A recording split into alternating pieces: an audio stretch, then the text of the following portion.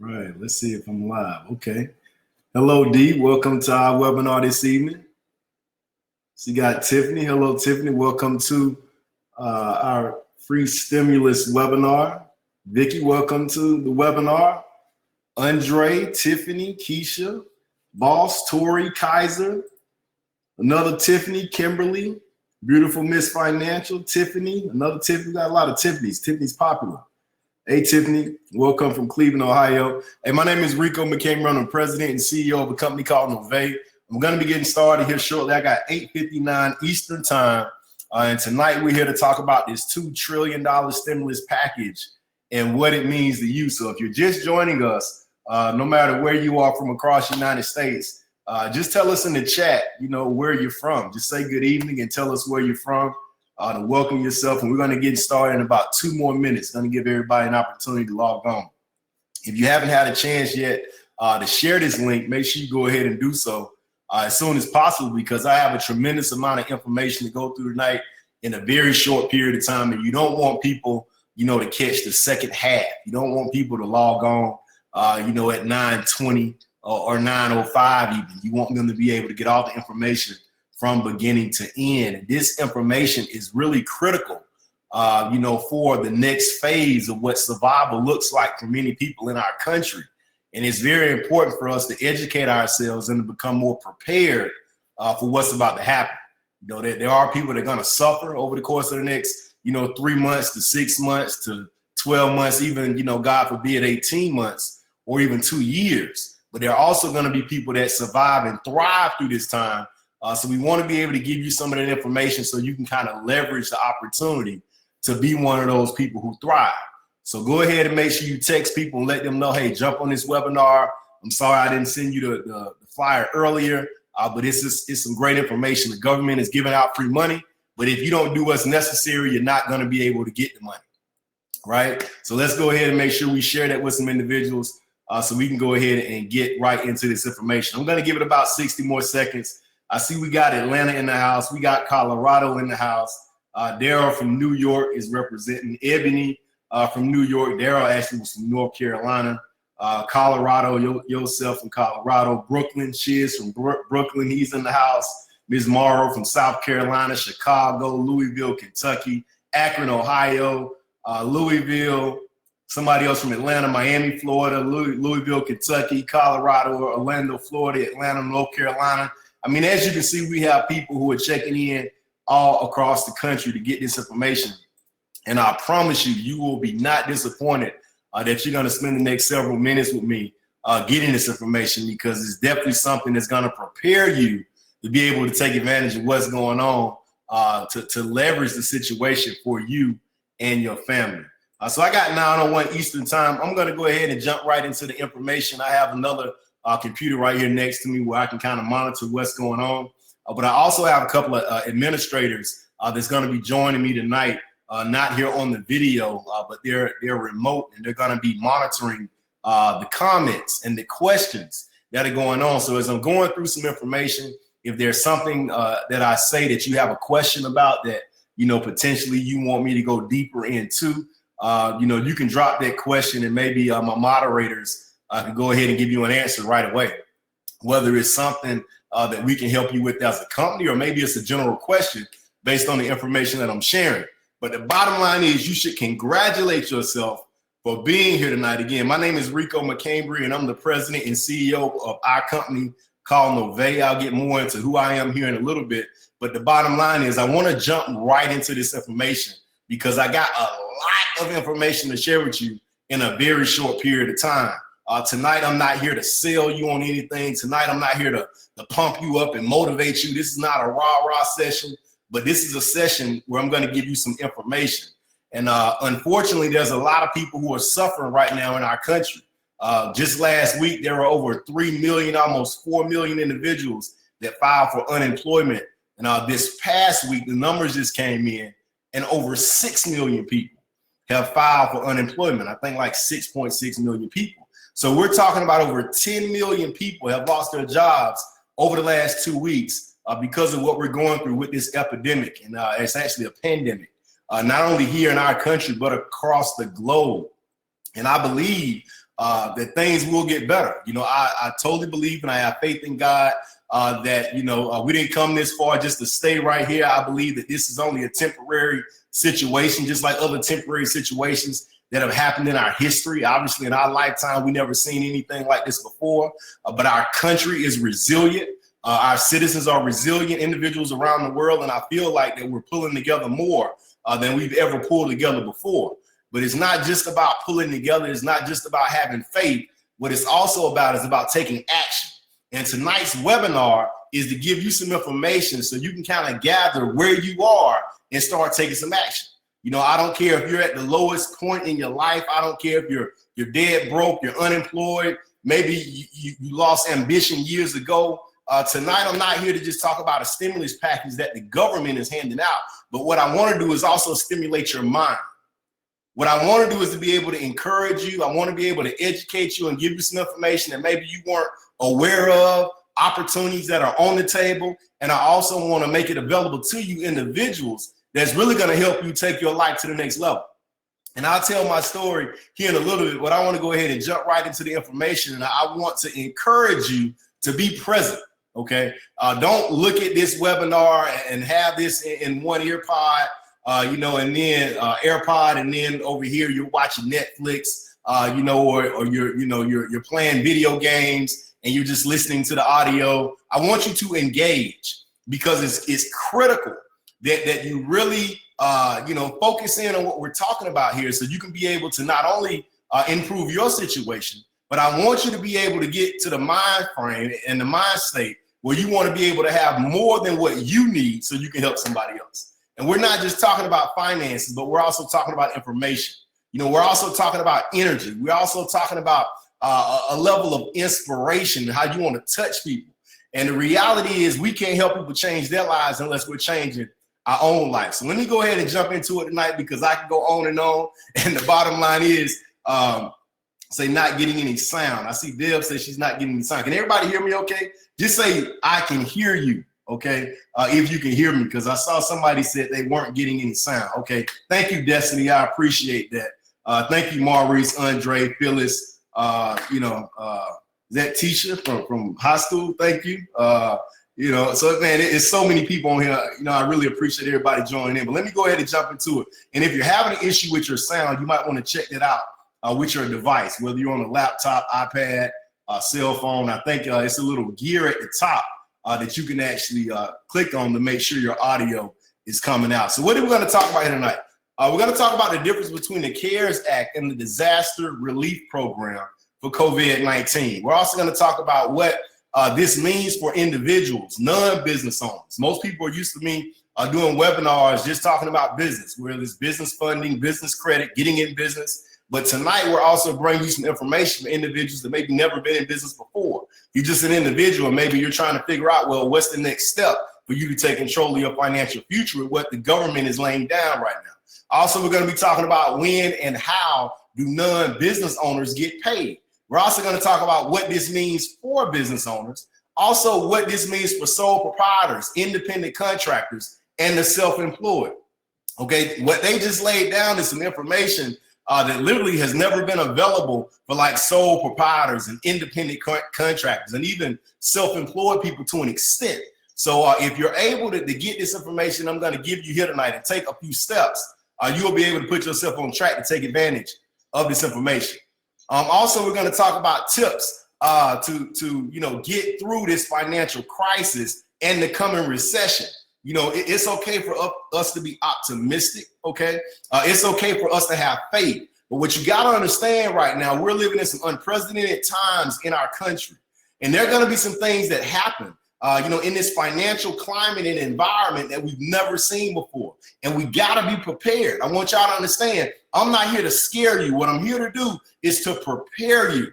So that's why I want you to be able to give me your undivided attention for the next few minutes, and I promise you, it's going to be the best decision that you've ever made because I'm not only here to give you this information, I'm here to give you some energy, okay? I'm here to give you some energy that when you leave this webinar, you're gonna say, you know what, even if I don't rock with Rico, and by the way, rock means that's a metaphor for being able to do business with me or you know, congregate with us as we move along or whatever the case may be. Even if you don't do business with me, the bottom line is I wanna be able to encourage you to go after whatever you wanna go after in your life and go get it. You know, all of us only got a certain amount of time on this globe, on this earth, right? So if we only got a certain amount of time, let's make the best of it. You know, if this is scaring you right now, let this scare you enough to wake you up to not be in the same position that you're in right now next year this time, or 3 years from now, or 5 years from now. Let this scare you enough to be able to put a plan together so you can start building a legacy.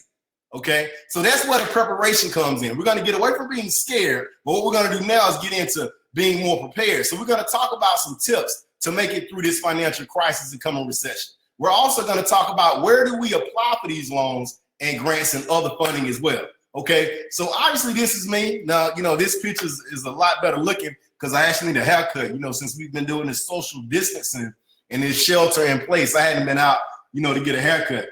You know, so let me tell you a little bit about myself and Nova. And the reason why I'm doing this is not to stroke my own ego, but really just to qualify the information, okay? I've been in business for several years, actually this year going on 19 years. And I know you're looking at this picture right now. I know you're saying to yourself, man, this guy is so good looking, okay? You know, he's probably been rich all his life. I know I look like that, but guess what?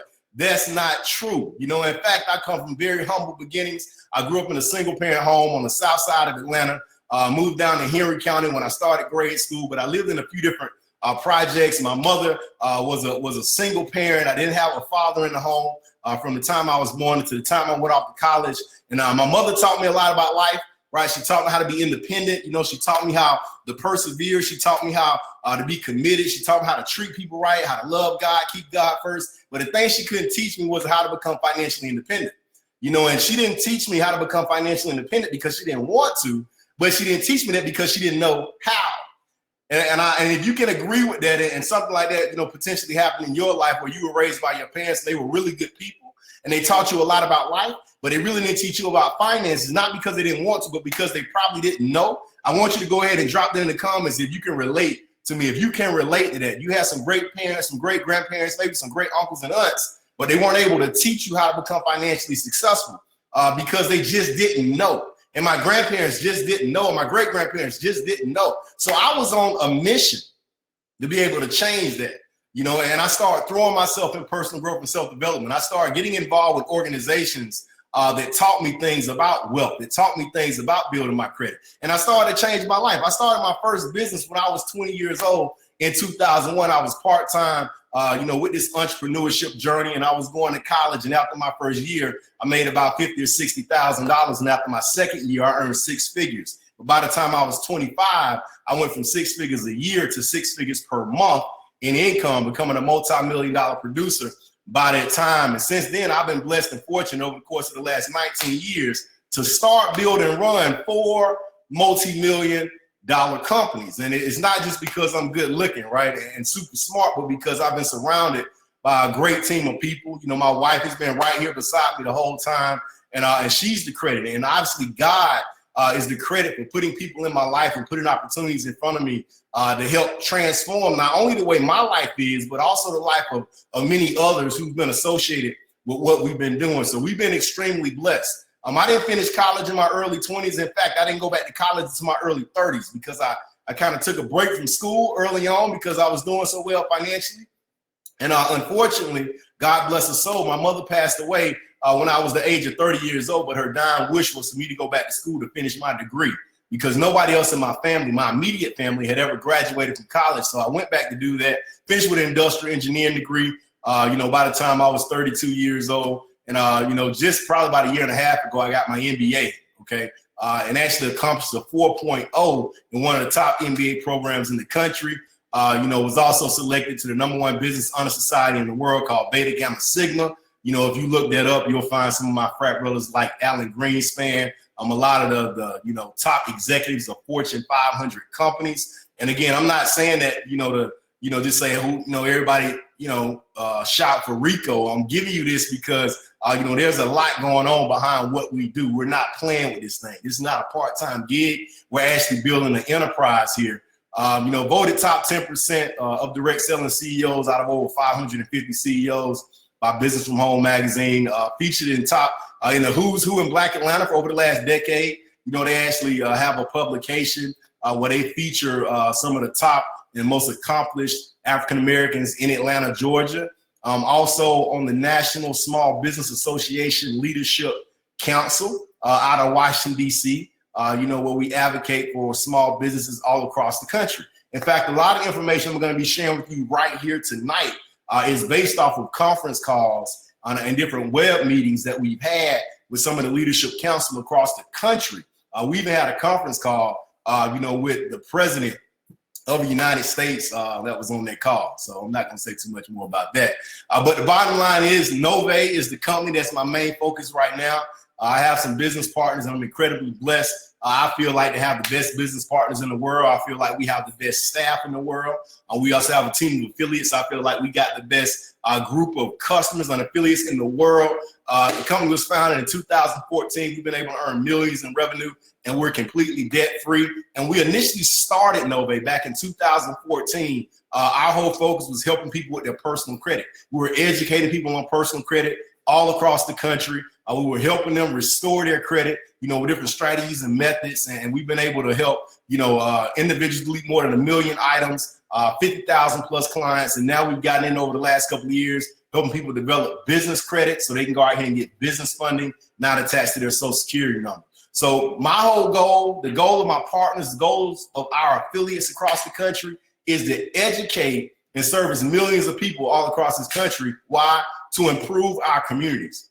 The bottom line is, if nobody ever taught me something to change my life, I wouldn't be where I am right now. My children would be, in place to be able to change their lives and their kids' lives. And we would never have created this legacy if nobody would have ever taught me. So I feel like, hey, this is a great way to be able to give back, because if we don't change the way our society looks and our community looks, starting today, not just with the next generation, but starting today and even with the prior generation, they won't have a future.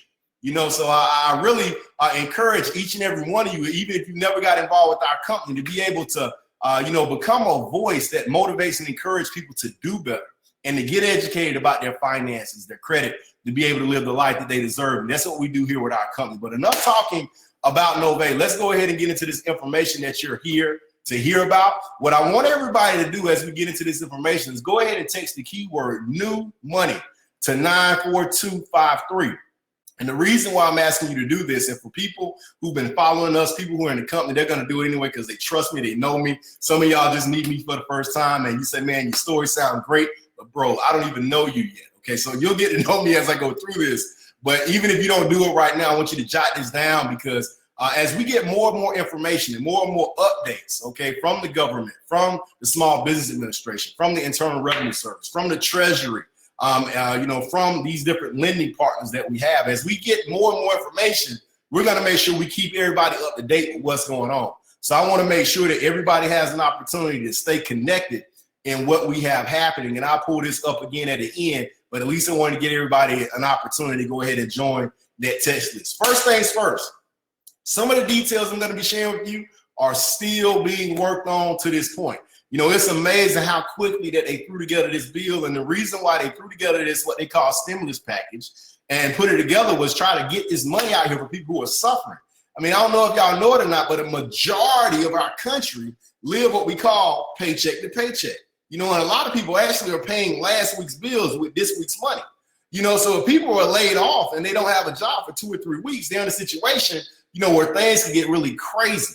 So what the government is doing is they're moving to action to be able to try to get money, not only in the hands of the individuals, but in the hands of the businesses, so they can keep people employed. And we're going to go through all of that, but I want y'all to understand they put this together really quick, and a lot of changes are happening day by day. So everything you're going to hear about this evening was current as of April 1st, 2020.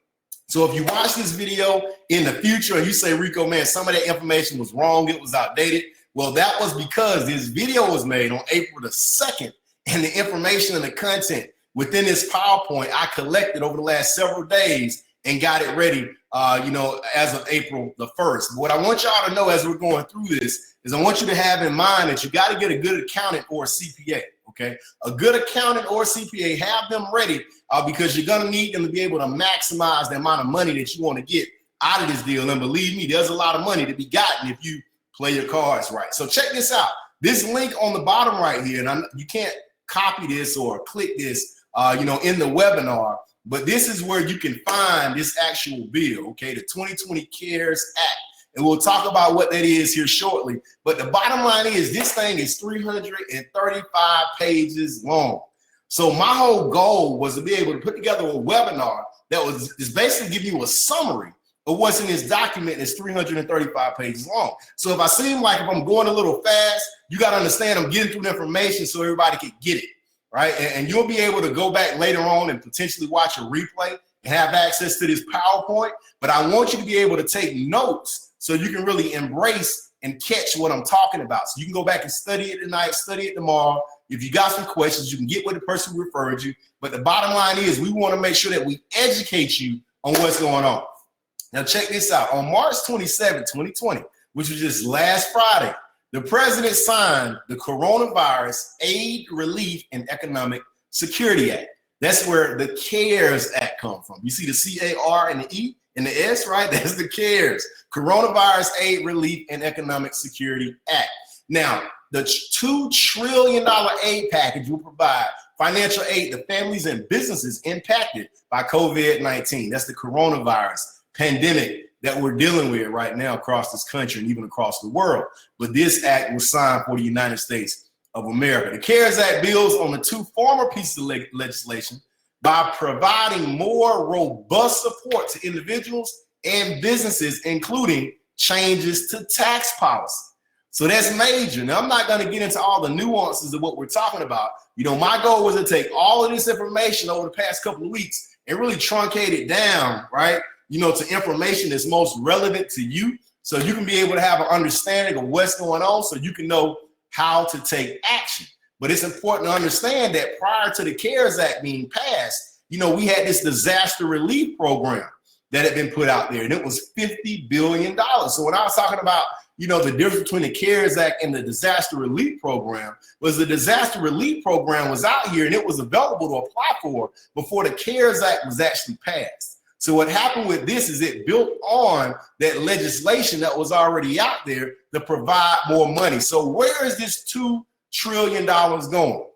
So I want y'all to check out this really, really cool infographic. Okay, now if you're on your computer right now, you're definitely going to be able to see this a lot better. If you're on your phone, you're probably not going to be able to see it at all in terms of the small writing. But, I'll tell you the different sections. We got 5 different categories that the $2 trillion is going to. Now, if you're on your phone or your computer and you're chatting, right, you can just put this in the chat so everybody else can be able to see what I'm talking about. But there are 5 different categories that this $2 trillion is going to. The first category is individuals. We're going to talk about that here tonight. 30% of the $2 trillion is going to individuals, and that's about $603.7 billion is going to individuals. So that's 30%. Somebody put it in the chat for me. 30% going to individuals, and that's $603.7 billion. Okay, the second category is large corporations. 25% of this $2 trillion is going to the large corporations, and that's around $500 billion. That's going to large corporations, and we're talking about the airline industry. We're talking about, different multi-billion-dollar companies in the travel industry. We're talking about companies like Amazon and Walmart. And all of them fall within that $500 billion, okay? Now let's go ahead and go to the third category, which is small businesses. That's 19% of this $2 trillion, and there's $377 billion that's allocated to small businesses out of the $2 trillion, all right? So that's the third category, small businesses, 19%, $377 billion. Then you got state and local governments. They're getting 17% of this $2 trillion. So that's great for them to be able to, get additional resources to the hospitals, additional resources to the first responders, whether it's the paramedics, the firefighters, the state, local governments, even the schools.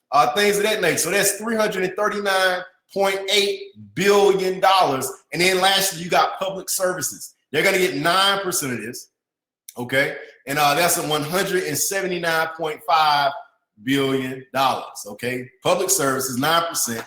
That's the fifth category, and $179.5 billion. So those are the 5 categories. What are we going to focus on here tonight? Primarily, we're just going to talk about the individual category, and we're going to talk about the small business category, okay? Because really, the vast majority of everyone on here, that's where you are affected. So our focus is going to be on individual and family benefits. We're going to talk about individual family benefit amounts and disbursement. Like, when are you getting your money? That's what most people want to know. They hear you talking about the money, but tell me, when is the money coming? We're going to talk about the unemployment benefits. So if you lost your job, don't just sit there, and cry and get depressed. Nah, help is on the way. It's going to be all right. No, we're not just going to depend on unemployment, but that's going to be something to carry you, because we're not going to let you get in this situation again. It's important that you start getting your mindset there, because you can be beneficial and you can be self-sufficient, right, without a job. Okay, I'm not saying job's wrong, because you still have a job and you're still getting paid, even if you're not going. That's a blessing right now. But you got to stop thinking that the only way you can pay your bills is a job. And we'll talk about that at another time. We're also going to talk about student loan benefits. We're going to talk about small business owner benefits. What the benefits are to small business owners, which are huge. But also there are huge benefits for self-employed and sole proprietors, okay? Now this is different than any other time in history. Also independent contractors and freelancers. This is different than any other time in history, okay? We're going to talk about loan limits, requirements, forgiveness, and disbursement. We're also going to talk about where to apply. One of the major pieces of this legislation is rolling out tomorrow, all right? And most people don't even know where to go to be able to apply. We're going to talk about that right here tonight. And we're also going to talk about establishing a game plan. I don't care how excited you are. I don't care how faithful you are. I don't care how much you believe in God, how much you pray. All those things are important. It's absolutely important. I pray all the time. But the thing is, unless you have a plan and execute, your prayers fall on deaf ears. Your faith is useless. You got to be able to have a game plan. So we're going to talk about all of this here tonight. What we're also going to do is give you a game plan so you can change the way your future looks. You got to understand that, God gives us that kind of power to be able to direct our future. We kind of have like a blank canvas. We can decide how we want our life to look. All you got to do is get the information you need, see what your options are, get with some people that can coach you and push you along. And guess what, baby? You can wake up at your destination. It can happen to you, okay? So let's talk about the individual and family benefits. Now, they call this the recovery rebate payments. That's what they call this, okay? This is not like a tax refund, but it is sort of like a refund that's dealing with your taxes, because the rebates are set up as a tax credit against an individual's federal income tax obligations. And you may say, Rico, I have no idea what you're talking about. That's cool. Just follow me, okay? American adults will be granted the following one-time payments. And I know everybody already been talking about this, whether you're at the grocery store, the barbershop, whether you're on Instagram, Facebook, Snapchat, people doing TikTok right now. I thought my daughter was the only one that did TikTok. Now, apparently 90% of the adults across America are doing TikTok, right? My wife told me we got to do a TikTok video tonight or something like that. So I guess I'll be doing TikTok. I don't know. Okay. So at any rate, check this out. I got to get back on track. Y'all tell me to stay on track now, because we got a lot of information. So check this out. $1,200 payment to individuals earning below $75,000 a year. Okay, and your money will be reduced by $5 for every 100 in income that's north of $75,000. All right, so every $100 you make more than $75,000 is going to go down $5. I'm going to show you a chart here shortly to show you kind of where you end up, so you'll be able to take a screenshot of that. And it phases out if you make more than $99,000. Okay, so if you're making more than $99,000 a year, that's your gross adjusted income, you're not going to get the $1,200. I'm sorry to let you know about that. Okay. Also, the $2,400 payment is for married couples that's earning less than $150,000 a year. So if you're married and you file jointly, okay, so that means you have a married couple that file taxes together, you're going to get $2,400 as long as you make collectively less than $150,000. Okay, checks phase out completely at $198,000 for couples. All right, so if you're head of household, same thing. Maybe, you're living with another individual, or maybe, they don't actually earn income. You're not filing jointly, so you're the head of household. If that's the way you file, that's $1,200, earning up to $112,500 a year, and it phases out after $136,500. And also, if you haven't heard, you're going to get an additional $500 per qualifying child. Now, this is what most people don't know. Okay, most people, they think, well, what's a qualifying child? I've seen out there 18 or under. I've seen out there if they're in college, it's 25 or younger. I hear people talk about it all the time. If I just got somebody that's my child and they still live at home, I consider them a dependent, even though they're an adult. No, they still don't count. Okay. Yesterday, as far as the information that's provided by the federal government, is 16 years of age or younger. Okay. That's how you're going to calculate that $500 per child. And they must be a dependent on your most recent tax return. That's how they're going to be able to figure that out. If you didn't file, but they are, then, obviously you need to submit that. So this graph right here just kind of breaks down, how much money you're going to get based on your situation, and also based on your income. Because if you look at the income, right, and then you go up and you can see, if it's a single filer with no children, that's $1,200. That's right there on that graph. All right, if you go up to the next one, head of household with one child, that's $1,700. Head of household with two children, that's your $1,200 plus your $500 plus your $500, that's $2,200. Married filer with no children, that's $2,400, as you can see, right? And then as you keep going to the right, if that's your situation, you'll see based on your income, the amount of the rebate that you're going to get, okay? So hopefully you're on a device where you can take a screenshot of this and you can be able to, review this further a little bit later. All right, so it's important for you to understand, I want you to be able to note this, that you got to have a Social Security number and not be behind on child support to receive this payment, okay? You have to have a Social Security number. You can't be behind on child support to receive the payment. And if you're listed as a dependent on somebody else's tax return, you do not receive a payment either. And in order to receive this, you had to file your taxes in 2019, which was just this past tax season. If you haven't yet, that's cool. They'll accept 2018 tax return. So let's talk a little bit more about this recovery rebate, okay? Because there's some other notes I want y'all to be able to jot down. Individuals that receive Social Security benefits can still get it, okay? Disability, they can still get it. Veteran benefits, they can still get it. And even if you get unemployment, you can still get it, okay? You just had to file your taxes in 19 or even 2018, all right? Now, if you made too much money to qualify, hey, congratulations, because you're making good money, right? Hopefully your expenses are not that high and you're able to take advantage of that high income, because y'all got people that actually make a high income, then they also live a high lifestyle, and they just as broke as people that make pretty much no money, all right? That's the person you don't want to be, all right? So the whole goal is to be able to make a lot of money, to be able to spend a little money, to be able to take the difference and invest it, and to be able to get rich, okay? All right, we'll talk about it another time. So this is the bottom line. If you made too much money, y'all gotta stay on track, Rico. Stay focused. All right, if you made too much money, what's gonna happen if you qualify in 2020 is you'll receive that tax credit towards your taxes the next year. So, if you're a person that typically pays, like for me, I haven't saw a tax refund since like 2001 or something like that. I don't know. It's crazy. I mean, I don't even know what a tax refund is. But the bottom line is I look for all the credits I can get. Why? Because I want to reduce my tax liability.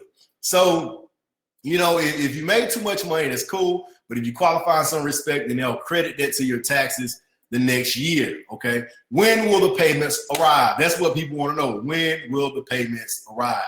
Well, check it out. The IRS said on March the 30th, okay, that was just early this week, in a news release that it's expected to begin distributing the payments within the next 3 weeks. All right. So obviously, we're looking at like around April the 20th or sooner, okay? Because they said within the next 3 weeks. I've heard that it could be as soon as tomorrow when they start the first wave. It can be as soon as next week, but they're saying within the next 3 weeks. But let me tell y'all something. Do not start spending this money before you get it. In fact, you need to act like you got this money and you really didn't know it was coming, but you just put it to the side or somewhere else unless you really need it. But if you don't really need it, start stacking that money up. We'll talk a little bit about that a little bit later. All right, how the payments will be made. The payments are going to be made through direct deposit if you received a refund, okay, a refund direct deposited in the last 2 years. Now, if you didn't receive a direct deposit in the last 2 years, all right, it's going to be done by paper check. Now, hopefully what's going to happen within the next couple of weeks, since they said the next 3 weeks, that the Treasury Department is going to be creating a web portal to submit information to receive payment. So you'll be able to go to the Treasury Department's website and give them your bank account information and get this money if they don't have your direct deposit information. Because the last thing you want happening is this check floating around out there, because people are definitely going to be looking out for it and trying to grab it. All right. If you haven't filed taxes in the last 2 years, okay, what you need to do is contact an accountant as soon as possible. And what you're going to need to do is file a simple return. Okay. Uh-oh. I just did something here on my side, y'all. Hold on for a second. What in the world?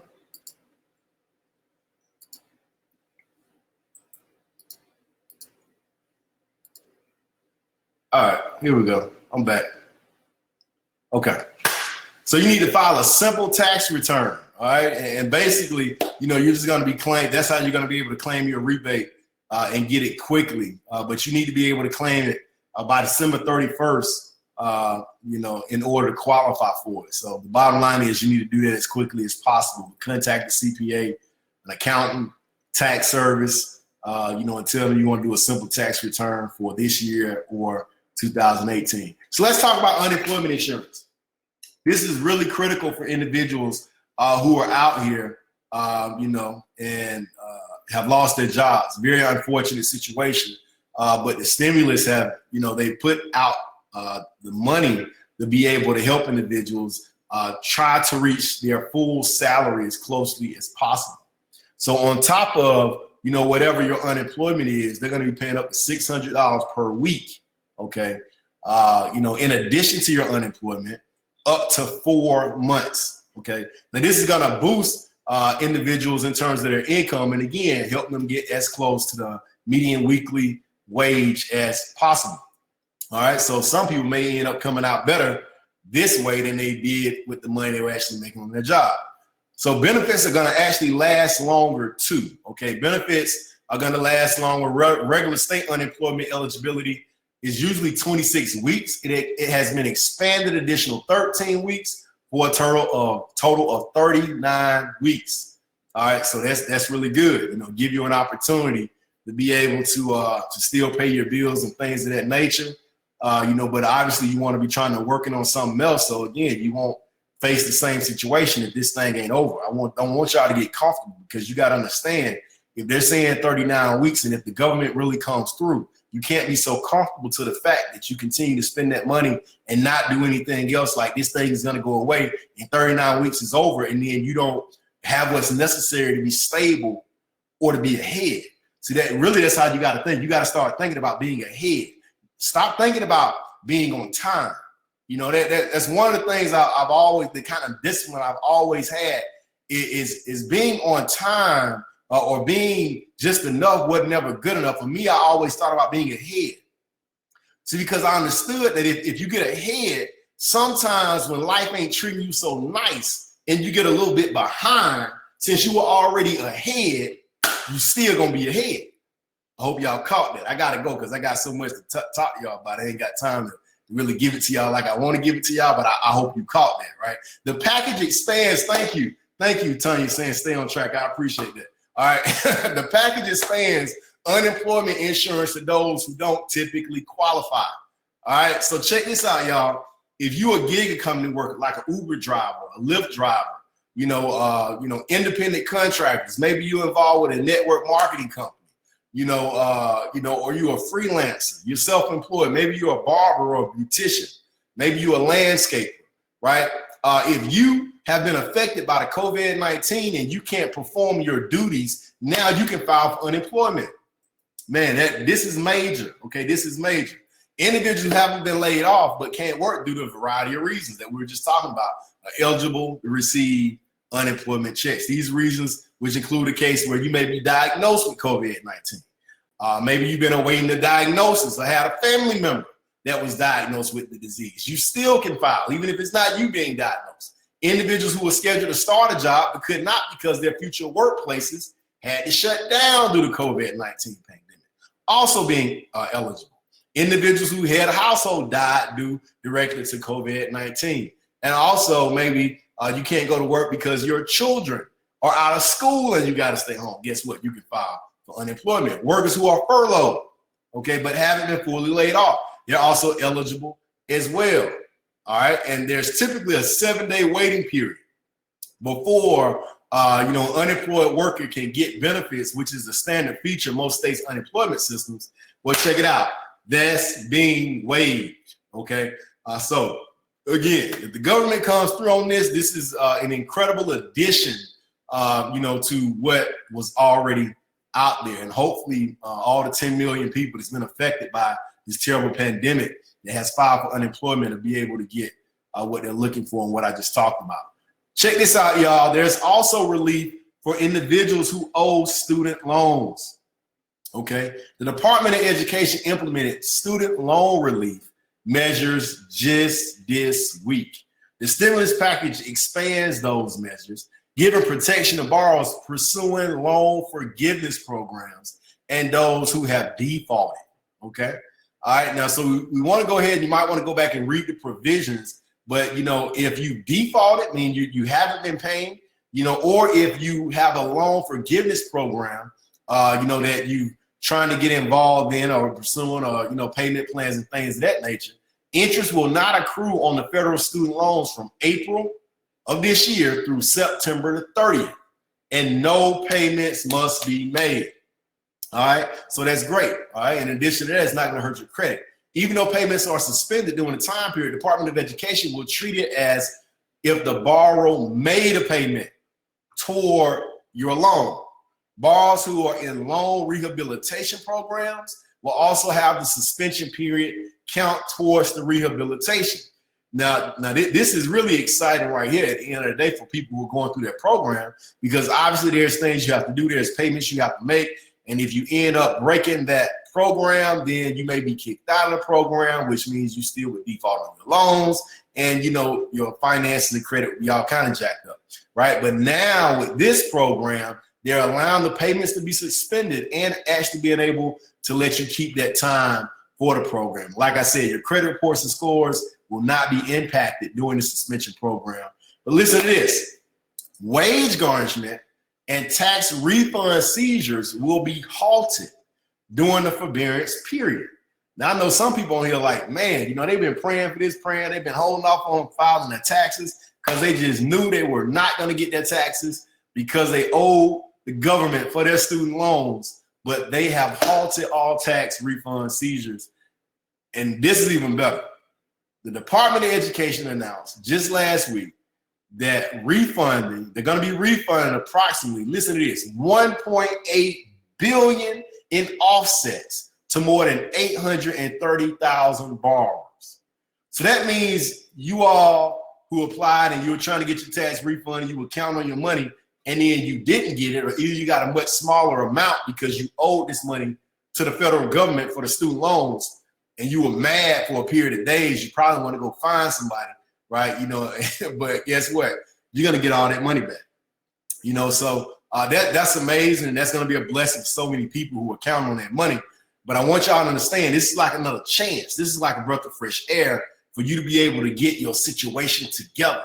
Don't look at these situations and say, man, God's blessing you and this is great, and you take advantage of it, but you continue to make the same mistakes in the future. You got to be able to, get this information and do better. All right. So let's go ahead onto some other information you need to know based on this for the individuals and families. Also, paid family leave.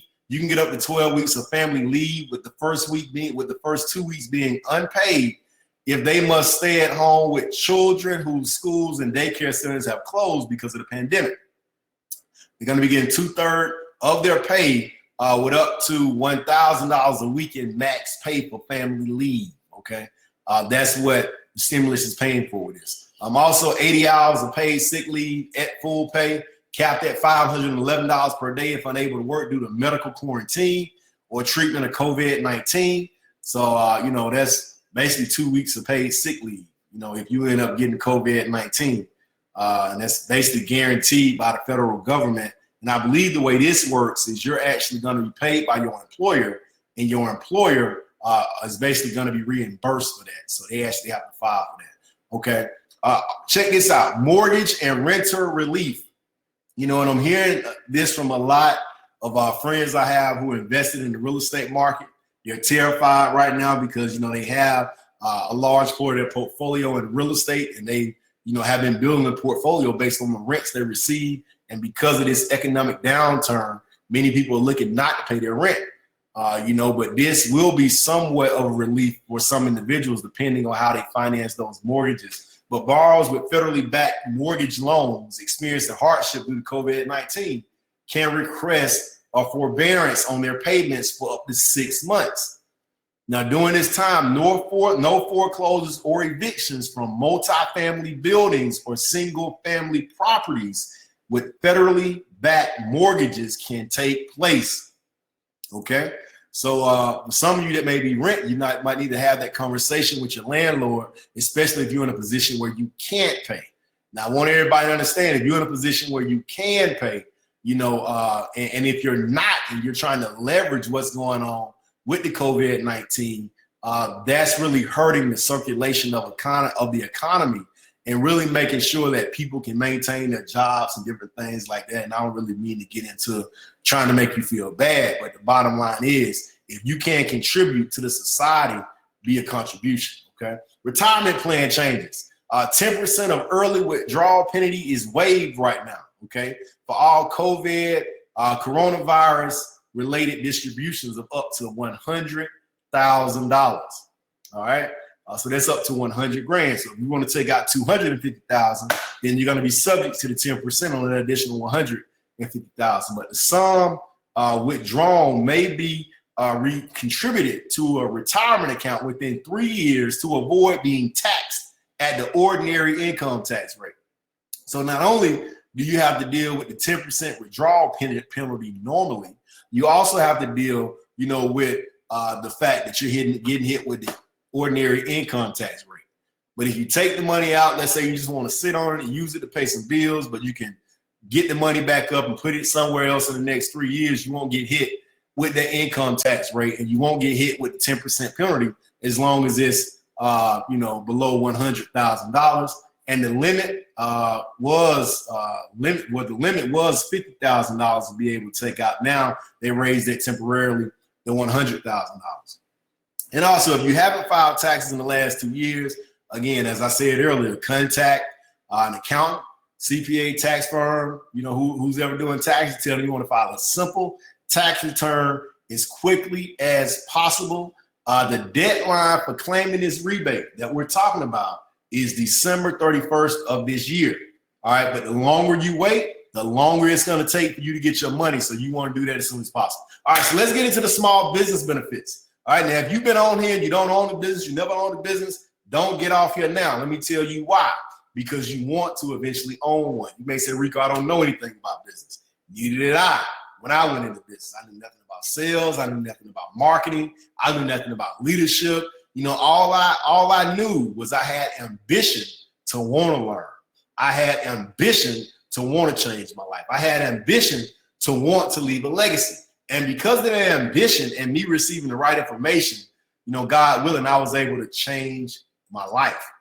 So what I'm telling you is be open. You know, if you're in a situation right now where you never owned a business, you're in a situation right now where you never had any passive income and never had any leverage, just hang out for me. Just hang out with me for a second, because maybe this won't benefit you, but at the end of the day, maybe it will in some respect. You know, you never know, but just hang out so you can be encouraged. So like I said, after this thing is over with, we can take this thing to another level. I'm going to be doing webinars a couple of times a month, teaching people how to be able to go, you know, from just having a lifestyle of being drowning in liabilities, moving to the different asset classes. And I'm going to be teaching about those asset classes and how to be able to, you know, start getting yourself into a position where you're enjoying life and leaving a legacy. So now we're talking about the Paycheck Protection Program.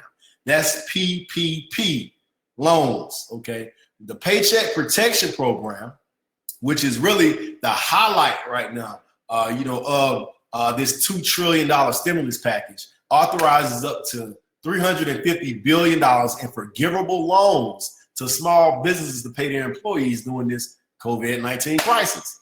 You know, the initiative provides 100% federally guaranteed loans to small businesses. Okay, all loan terms will be the same for everybody. So check this out. This is the forgivable loan that everybody's been hearing about. So, man, well, how can I get this money that I don't have to pay back? You know, when I started reading about this and started educating myself, and I was like, man, this sounds almost too good to be true.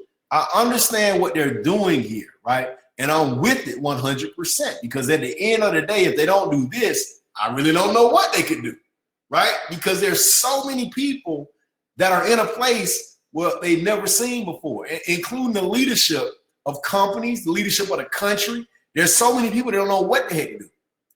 So this may seem a little strange, but follow me here. Everything is in that 335-page document, and also other resources you can find on government websites and things of that nature. But the loan amounts will be forgiven as long as the loan proceeds are used to cover these things: payroll costs, rent, mortgage, most mortgage interest, and utility costs over the 8-week period after the loan is made. All right. Now I want y'all to follow me. I know I got some self-employed people on here, or maybe some independent contractors saying, man, I don't have payroll. I'm not paying rent. Oh, I thought I was going to be able to use this. Listen, follow me here. Okay. We're going to get somewhere with this. So, you know, top line, that's how the loan is forgiven. You're paying for those things. But check this out. That's not only for employees, that's also for contractors. Okay. So if you own a business and you self-employed, and you're paying yourself as an employee or as a contractor, wouldn't it make sense to take advantage of this loan in the downtime so you can continue paying your employee, that's yourself, so you can still pay, they can still pay their bills, and you won't have to lay your employee off? Absolutely. That's why they're saying independent contractors and sole proprietors, right? And freelancers, is because they are in that situation. So check this out. Who is eligible? Small business owners with fewer than 500 employees. That's pretty much the vast majority of businesses in our country. Small business ownership otherwise meets the SBA's standard size, and it depends on, you know, your NCA-IS code. You know, 501c3 with fewer than 500 employees, an individual who operates as a sole proprietor. Okay, if you're a sole proprietor, that means this includes you, you're eligible. An individual who operates as an independent contractor, you know, your network marketers, people who are involved in some type of income opportunity, and your 1099, if you're an affiliate marketer, you know, if you're a direct salesperson, right, that includes you. An individual who is self-employed, who regularly carries on a trade or a business, that means you're actually making money doing something, okay, that includes you. A tribal business concern that meets the SBA size standard 501c19 veterans organization. In addition, special rules may make you eligible. Again, that's the NAICS. You know, you can look up that. Most people obviously don't need to. And then also if you're operating as a franchise.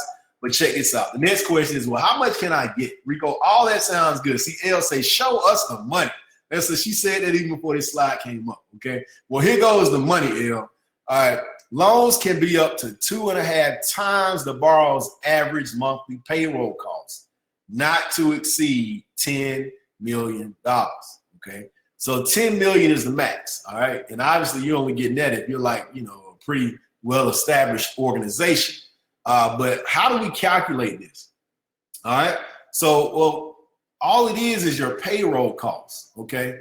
But it's your total payroll cost. So it's your included payroll costs for employers. So you got to think about salary, wage, commission, other compensation, payment of cash, tip or equivalent, payment for vacation, family, medical, sick leave, allowance for dismissal or separation, payment required for provisions of group healthcare benefits, retirement benefit, payment of state or local tax assess or compensation of employee.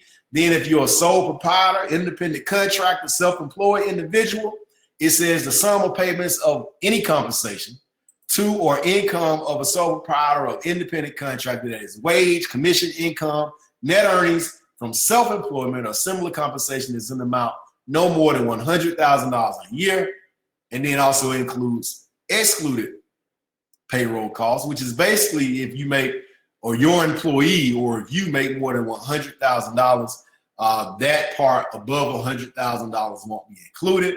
Payroll taxes won't be included. Income taxes won't be included. Compensation of employee, whose principal place of residence is outside the United States, obvious reasons, qualified sick leave wages. So this is how we calculate it. The sum of your included payroll costs minus the sum of your excluded payroll costs, which is really anything that you're making above 100 grand, or if you're not paying somebody because they live outside the United States and qualified sick leave time, equals your payroll costs. So I'm giving you what they're saying how to calculate it. For the average person, what you're going to do is take those payroll costs for the last 12 months, okay? Then you're going to multiply, then you're going to divide that by 12.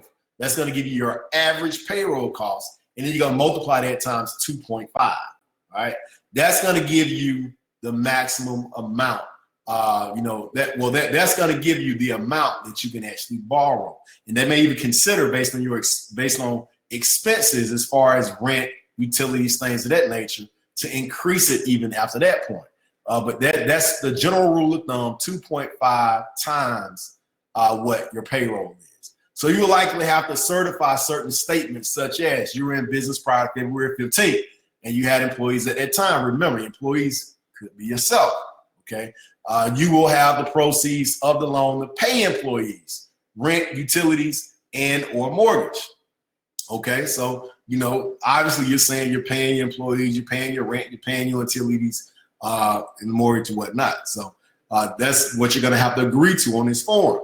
Now, you do not have any pending loan for a similar purpose in place right now. So if you're applying for anything else, they won't allow you to apply for this unless you already started the process with the EIDL. That's the emergency injury disaster loans, which we're going to talk about here shortly.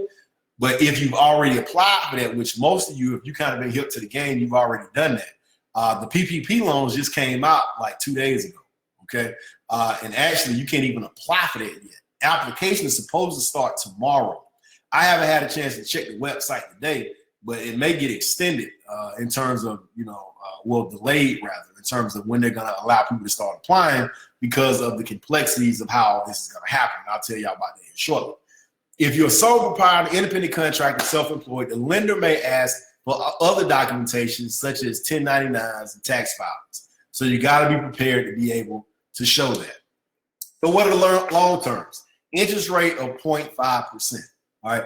I got a text message about an hour ago from one of my business associates that told me that they heard today that the Feds just changed it to 1% to be able to appease the banks. Okay. So the banks want a little bit more money on the deal. So it's been said that it's going up to 1%. I'm not sure. I haven't confirmed that, but that's what I heard today. The maturity of 2 years. So that means the terms, the long term is going to be 2 years. But your first payment is deferred for 6 months. 100% guaranteed by the SBA. That means there's no collateral or no personal guarantees for this loan. No borrower or lender fees payable to the SBA. So that's really cool because you don't have to worry about expedited fees. All loan payments will be deferred for 6 months. Okay, and I said that earlier, the first payment was deferred for 6 months. Most importantly, the SBA will forgive the portion of the loan that proceeds that are used in the first 8 weeks to cover the payroll costs, rent, utilities, and mortgage interest. So really what they're doing here is they really want to give this cash infusion to businesses to cover them for the next 2 months, because they're assuming over the course of the next 2 months, this COVID virus is going to die down and people can come out from their houses and everything can get back to normal. That's the prayer. That's the hope. If it doesn't happen, then it looks like they're just going to be printing more money. Okay. Now, when can you apply to get these loans? Starting April the 3rd. That's what they are telling us. Now, remember, this presentation I put together, compiled all this information up to April the 1st. All right. So up to April the 1st, they said that they're going to start letting people apply for these loans on April the 3rd at 12:01 a.m. Eastern time. Okay. So that's literally about a little bit more than 2 hours from now. Okay. April and only small businesses and sole proprietors can apply on April the 3rd, given the information that I received last. April the 10th, that's when independent contractors and self-employed individuals can apply. Now, other regulated lenders will be able to make these loans as soon as they are approved and enrolled in the program. Now, check this out. This is the timeline on getting the money. And all this is like gray area because, again, they threw all this together so fast. They printed up this money so fast, and they're trying to get it out here, again, to help these business owners. Because if they help the business owners, then obviously business owners can help the employees. And the only way the business owners can get this money is they give it to their employees to get it forgiven. So it's kind of like pretty sweet how they kind of put everything together, because at the end of the day, most business owners really want to keep their employees employed and really want to pay them. So it's cool, like they're giving them this money to keep the economy going. So it's a pretty sweet deal if everything pans out. People in different areas of this whole asset class don't necessarily agree with this. But for the average American, it's really a blessing that they're doing this. But the senior administration officials say the capital could be available to small businesses as soon as the same day of approval. And they're saying that when you submit, they're going to be giving out approval sometimes the same day. So that means you can actually get approved and get your money that day. But a decision is guaranteed to be given within 60 days. So if somebody says, when am I going to get my money? Well, that's between day 1 and day 60. Okay. Now, obviously, over the next couple of weeks, we'll have more of a general idea of what that range actually looks like, because obviously for people who are applying, we'll be able to really see when they get their money, how much they get, what's going on with it. We're going to talk more about that at the end. But these loans are first come, first served, and should be applied for ASAP. All right. So we're going to talk a little bit more about that here shortly. But remember, there's $350 billion. Now, there's over 45 million small businesses in our country right now. So if there's over 45 million small businesses and there's $350 billion that's being given out, you got to understand that can be sucked up pretty quickly. Now, I was watching CNBC yesterday, and one of the analysts on there was saying that according to some of his banking relationships, they're estimating that all of the 350 billion could be soaked up in the first 24 hours.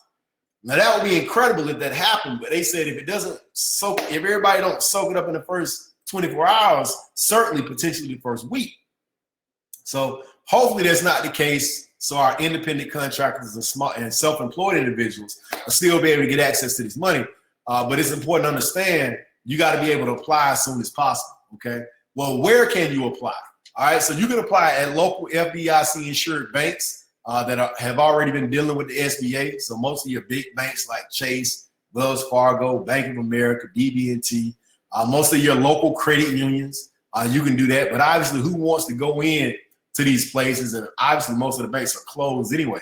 And if you're trying to do it through one of these major banks, everybody else is trying to do it through the major banks. And guess what? You're on hold for like 15 hours trying to get through. So, or you can actually hook up with an online SBA certified lender. All right, so this is really cool because what's happening now is the SBA and the Treasury decided to actually utilize banks for these loans to be the conduit, to the business owners. And not only banks and credit unions, but also SBA certified lenders. Now, the cool thing is there's no cost to apply, but the super cool thing is we're actually partnered with the online SBA certified lender. Of course, y'all know we do business funding. So basically what that means is everyone who's attached to Novate can actually apply for the PPP loan directly on our website, and you ain't got to worry about calling a bank. You ain't got to worry about going into a bank. You ain't got to worry about calling a credit union. You can actually apply for the PPP loans on our website. And you have the same access as anybody else if they would have went through Wells Fargo, if they would have went through Bank of America, or anybody else. You know, so I'm super excited and great, you know, very humbled that we have this opportunity, because there are a lot of people that we can be helping. And instead of them being able to, you know, rack their brain on how they're going to get this help, they'll be able to do it directly through our websites, okay? So for those of you who don't have a website, if you know somebody who's an affiliate with Nove, they have a website. They have a link on their website where you can apply for this starting tomorrow if the Treasury comes through. If the SBA comes through and they've connected everything on the back end, we'll certainly know that. In fact, I'm going to check my emails when I get off here to be able to, you know, see if we have that in place. But all of the banks, credit unions are going to be inundated, but you'll be able to not have to worry about staying on hold, not have to worry about standing in line, be able to submit your application, and be able to get some, you know, some updates on that within the first 24 hours, letting you know where your application stands and what you need. So thank God for Nove. All right. All right. So moving on, we're going to talk about the economic injury, disaster loans, and loan advance. This is something else that people are really excited about. The SBA's Economic Injury Disaster Loan Program provides small businesses with working capital loans of up to $2 million that can provide vital economic support to small businesses, and economic injury disaster loan advance of $10,000. Why am I clapping? Because there's something to clap about. All right, let's go to the next slide. Hey, it says this is the $10,000 advance that y'all been hearing about. All right, so you heard about people. Listen, individuals are getting to $1,200. Married couples are getting to $2,400. If you got a whole lot of kids, you're gonna get $500 for all those kids. What if you got a business? You got a business, you apply for this disaster loan and you get a $10,000 advance. Check this out. This is how it's working. Y'all see, this is the same guy. He excited 2 times. Why? Because he married and got kids. And he also excited because he got a business. Buddy is about to get paid, okay? And the question is, are you about to get paid? See, if you meet the minimum requirements to apply for a disaster loan, all right, the grant will be available to you whether or not your loan application is approved. I want y'all to take a screenshot of that, and I want you to understand what's going on here. And I want you to say, man, we got to leverage the system. Let me tell you something. Most people will not get this $10,000, which is, in the grand scheme of things, like a free $10,000, simply because they don't read. Simply because they won't invest into themselves enough. And I'm not even talking about money. I'm talking about time. I'm talking about there's so many people that saw this flyer that, you know, knew that it's a $2 trillion stimulus package and knew that it's for small business owners, but they found something else to do tonight. Whether it was watch TV or go do something, whatever it is, but they're not getting this information and they just missed out on 10 grand. So you ought to pat yourself on the back for just being here tonight, because for those who didn't know about this, now you just became $10,000 richer if you go ahead and make sure you do what's necessary to get this cash. Check this out. If you need access and capital quickly and don't need a larger loan amount, this may be a good option for you. All right, who is eligible? Let's walk through this bad boy. All right, businesses with fewer than 500 employees, check. Businesses that were in operation before January 30th, 2020, check. Businesses that meet SBA's industry-based size standard requirements, applicable NAICS code, check. Nonprofits, if you're a nonprofit, check. You don't have to be a nonprofit, obviously. You don't have to be a veteran organization, obviously, but if you are eligible. But your 2019 business return is if filed, or your 2019 year-end profit and loss statement, along with your balance sheet and most recently filed business tax return. All right. So that means if you haven't done your 2019 taxes yet, you know, like what's the Drake song say, you know, let's see, haven't worked on the weekend, haven't do my taxes, I'm too turned up. Yeah, I know y'all know what I'm talking about. Yeah, I've been too turned up all year, so we ain't done Nove taxes yet, right? Been too turned up, especially when they told me we were gonna be like after March 15th, they were gonna be delaying it, you know. But when this came along, it's like, man, we got to get them done real quick, because my CPA been pressing me out about getting all the paperwork over. But I'm like, look, man, we entering into momentum. Like, business is really doing nice right now. We're trying to help all these people, but they extended it, you know, and I'd already paid her for an extension anyway. But the bottom line is, when this came out, it's like, man, well, we don't have to have our tax return. All we had to have was our year-end profit and loss statement and the balance sheet, and most recently filed business tax return, which is 2018.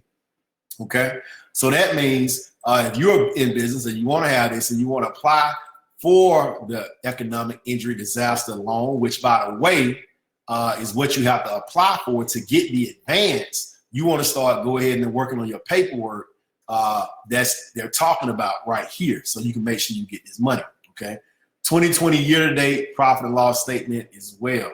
All right, if you don't know what profit and loss statements are, if you don't know what balance sheets are, you need to make sure you start educating yourself. And if you're making money in your business and you don't have a bookkeeper, you need to do that as soon as possible. Why? Because it's critically important to be able to leverage all this money that comes out. In fact, I'm gonna give y'all some free game real quick. And if you don't know what free game means, that's a metaphor for some great information that you can utilize to take your business to the next level. Somebody dropped this in the comments for me. It's called Bench, BENCH.co. Bench, BENCH.co. Okay, bench.co. There you go. Thank you. Now, Bench is a bookkeeping platform, and they can, keep track of all your books, and they do it based off of the revenue you're earning. So if you're not earning that much money, it's not really that much for them to do it for you, but they prepare all these documents for you. You can see where you are, and also you can utilize them when it's time for you to be able to get the money you need to run your business. That's the free game I'm talking about. What are long terms? Loans up to $2 million are available. Disaster loans come with low fixed interest rates of 3.75 or 2.75 for nonprofits. So that's less than 4%. The repayment term is up to 30 years, reducing the monthly cash flow burden. I want y'all to think about how big that is. Now, the vast majority of y'all on here don't need $350,000.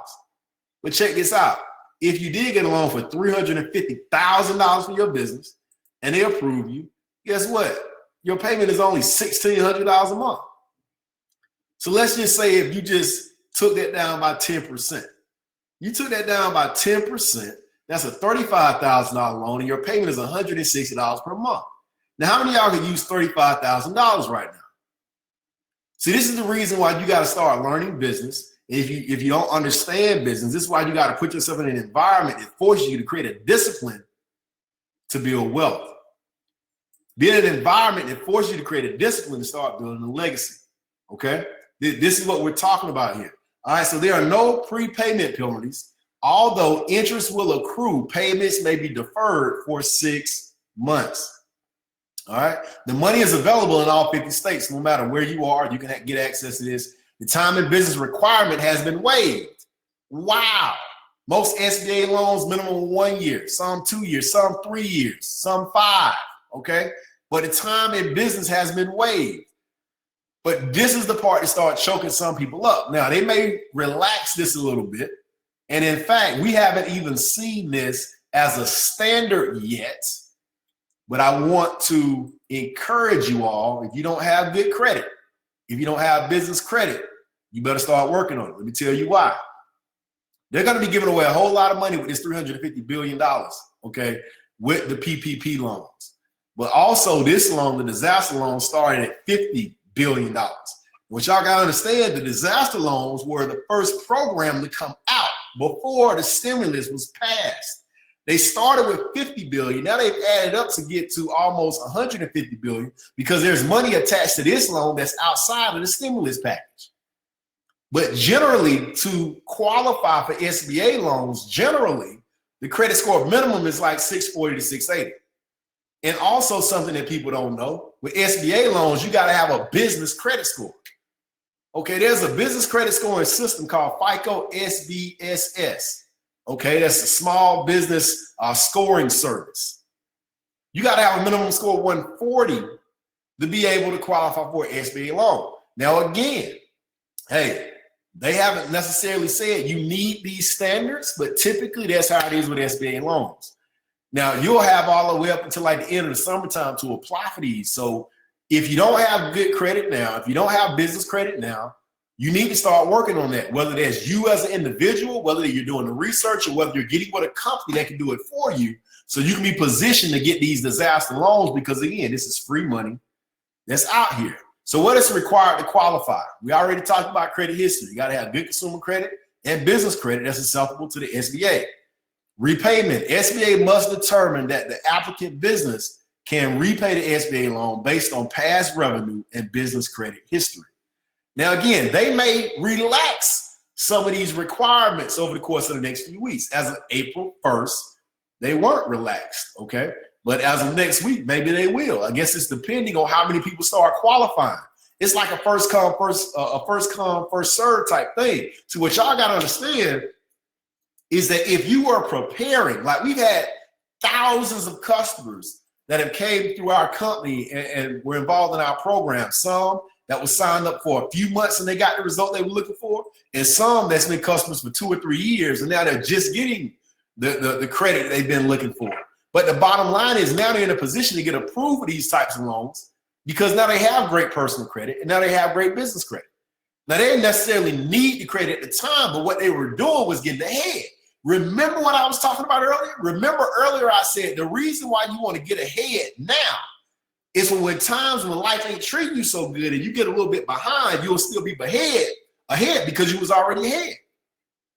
That's the whole purpose of making sure that your finances are in order ahead of time. That's the whole purpose of making sure that your credit is ahead of time. And now the game is not even personal credit anymore, because let me tell y'all what the system has done. See, the people that's behind the black curtain, right? You know, they call this like the feds, the Federal Reserve is really not federal, and a whole bunch of other stuff I ain't gonna talk about. You gotta understand they keep creating layers that makes it more difficult for people without means to break through and live the lifestyle of their dreams. See, it used to be just personal credit. If your personal credit was jacked up, you were limited, right? You were limited, you couldn't get through. But over the years, especially over the past 5 to 10 years, there are millions of people that figured out the credit game. In fact, there's millions of companies that are in the credit repair industry. And it's not that difficult if somebody just moves forward and let somebody work in their credit to improve it. So what the people at the top has done, they've created an additional layer. That additional layer now is a business credit scoring system. And the vast majority of people across our country don't understand business credit. They don't care about it. They just think that if they have good personal credit, they'll survive. But what's happening now is that now we have limits on your utilization that decreases your personal credit score. So people are building their business based on their personal credit. The utilization goes high because they're trying to build their business. Now their credit score goes low. And when they reach tough times, they're out of business because they have no further access to capital. Why? Because they don't have a business credit score. This is a little bit more of that free game I was talking about. So you got to be able to prepare yourself, because that's that additional level, okay, of red tape that you're going to have to get through to make it to the other side now. The game is changing in the financial services industry, and personal credit is not only good enough anymore. And with them changing up the way that even reports over the course of the next 6 months, there's going to be a lot of credit scores that go in the toilet if they're not freeing up that utilization by having business credit. All right. Okay, repayment. They're going to, like I said earlier, determine that the applicant can repay the business loan based on their past revenue, business credit eligibility. Applicant business must be physically located in a declared county and suffering working capital losses due to declared disaster. All right, so you just need to figure out, you know, why you suffering losses and attach that to COVID-19. All right, I'm gonna tell y'all, because everybody else is doing this, they are definitely gonna do it. So you got to figure it out. All right, you got to figure it out. Like right now, like I'm suffering, like my face. I can't go to the barbershop. No, I'm just kidding. But y'all get what I'm saying. All right. So it's due to a downturn, hardship. That's what they're looking for when you apply for this loan. And even if y'all don't think your credit's good enough, even if you have no business credit, I still want you to apply for the loan. I still want you to do that anyway. Let me tell you why. Because if you're in the pipeline and most people don't do this, they're gonna give it to people who at least applied. So go ahead and apply regardless. But let me tell you what you need to do if you get the money, or even if you don't get the money, is fix your personal credit, fix your business credit. Make sure you do that as soon as possible. Also, y'all listen to me closely. If the loan stays below $25,000, it can remain unsecured. That means you don't have to have any collateral, okay? If it's above $25,000, then they will have to collateralize the loan. That means they're going to need they're going to have to secure the funding. So that means if you own a home, they're going to want you to put the home down to be able to secure the loan. Now, that's not necessarily bad, especially, you know, if you got the wherewithal to be able to pay this money back. I want y'all to understand that you shouldn't get just excited by the fact that they're giving away money and you don't got to pay it back, right? Like, that's cool, right? Because it's free money, but don't get excited about the free money. What I want you to get excited about is the opportunity of what you can do with the money, okay? I want you to get excited about the fact that now you have access to another layer that's going to take you to the next level, all right? That's what you got to get excited about. Because if you continue to get excited about things that are free, if you continue to get excited about something that's given to you, then that means you just get excited about having what we call a welfare mentality. Now, don't get me wrong. I'm coming from a humble place. Let me tell you why. It's because certain periods of times growing up, my mother had to get welfare because she was out of a job for a certain period of time. We had to live on food stamps for a certain period of time. But she never made that a part of her everyday life. As soon as she got a job, we were off welfare and we were off food stamps because she believed anything that she wanted in her life, she had to work for it. That kind of tenacity actually made me who I am today. Now, what if I saw her growing up where all she wanted was a check, where all she wanted was the food stamps, and I never would have turned out to be the person I am. So what I'm saying is people across our country who have lived like that all their lives, not because they wanted to, but because that's the only thing they know, is we got to re-engineer their perspectives on how the financial climate works in our country.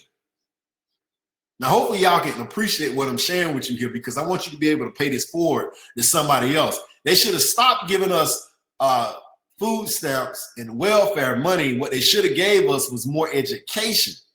What they should have taught us was the power of credit and how to invest. What they should have taught us was how to be able to minimize our tax liability and how to start investing into the asset class. See, that's the way our communities wouldn't even look like how they look right now. But let me tell you something, baby, it ain't too late. Man, I'm getting excited. Y'all don't worry, I only got a few more slides. I know y'all thinking Rico is getting late. But it don't matter. Y'all ain't got nowhere to go tomorrow. 90% of the country locked down right now. Okay, all right, so get with me. Be excited about what we got going on, because let me tell y'all something. This is a movement. I have never been more passionate about anything else than I'm more passionate about what we're doing right here. Why? Because it's changing lives. We're saving families. We're creating legacies that's going to last for generations to come. And guess what, baby? Now you're a part of it. Even if you don't want to be, you're a part of it. Even if you don't rock with us, you still going to remember this conversation. And tomorrow you're going to encourage somebody to do better.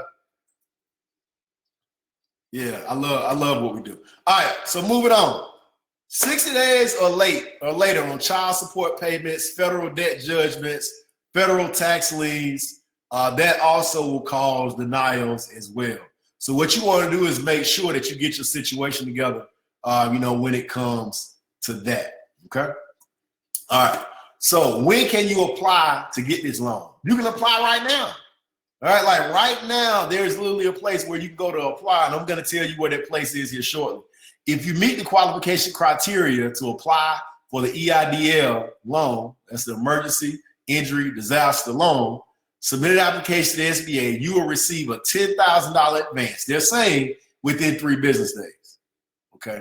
Now, I've already applied for the loan, and I know it was, well, I need to check the account. Because they're asking for your bank account right now. Like, I applied for the disaster loan before the stimulus package came out just to see what was going to happen. I got friends and business mentors. They was like, man, just put it in and see what's going to happen, right? See what's going to happen. Like, we don't even need the capital, but they're giving it away, and we got to pay stuff with it anyway that they're going to forgive. Then why not do it, right? So at the end of the day, we did it, and they actually just updated the application early this week. So I need to check the bank account that I put on there, because maybe it did get deposited. It was probably about 3 days ago. But they're saying they're going to deposit a $10,000 advance in 3 days. And it doesn't need to be repaid. I want to make sure y'all understand that. The SBA is aiming to make a final determination on the disaster loans within a 2 to 3 week time frame. Initial disbursement of $25,000, if you got more than that, is expected to arrive within 5 days of the approval. The remainder of the loan will be dispersed on a schedule until you receive the full amount. The schedule will be set by an SBA loan officer responsible for ensuring that you meet all the requirements and the conditions. Okay, now check this out. Again, these loans and the applicants may receive an emergency grant up to $10,000 that does not have to be repaid, and the funds will be available within 3 days of a successful application. Okay, so that means you need to go ahead and apply. I don't know personally if it's going to happen or not. Remember, all this stuff is just rolling out. But if it does happen and you do get the money, you're going to be super glad you got on this webinar. Now, what I want y'all to understand is this. And if you ain't listening to nothing else tonight, make sure you listen to this right here. There's only $10 billion allocated for the loan advances. $10 billion. Okay? And check this out.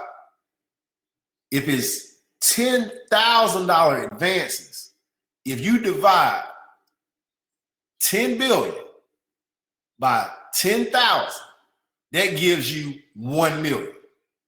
So that means that there's only 1,010,000 advances they're going to be giving away. So what does that mean? You need to go apply tonight, and hopefully you're one of those first 1 million. So, well, where can you apply?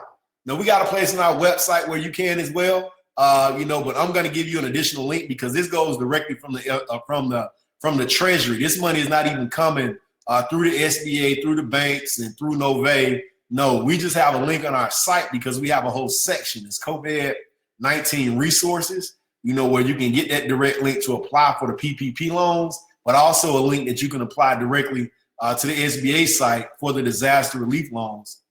Also information about the stimulus check, COVID-19 general information. This webinar I'm doing right here is also on that section of our website. And also for some people who are on here that have started a business after these dates, that we talked about earlier, or, even if you got good credit and you just want to get additional funding, you can do that if you got above 700 credit score right there on the site as well.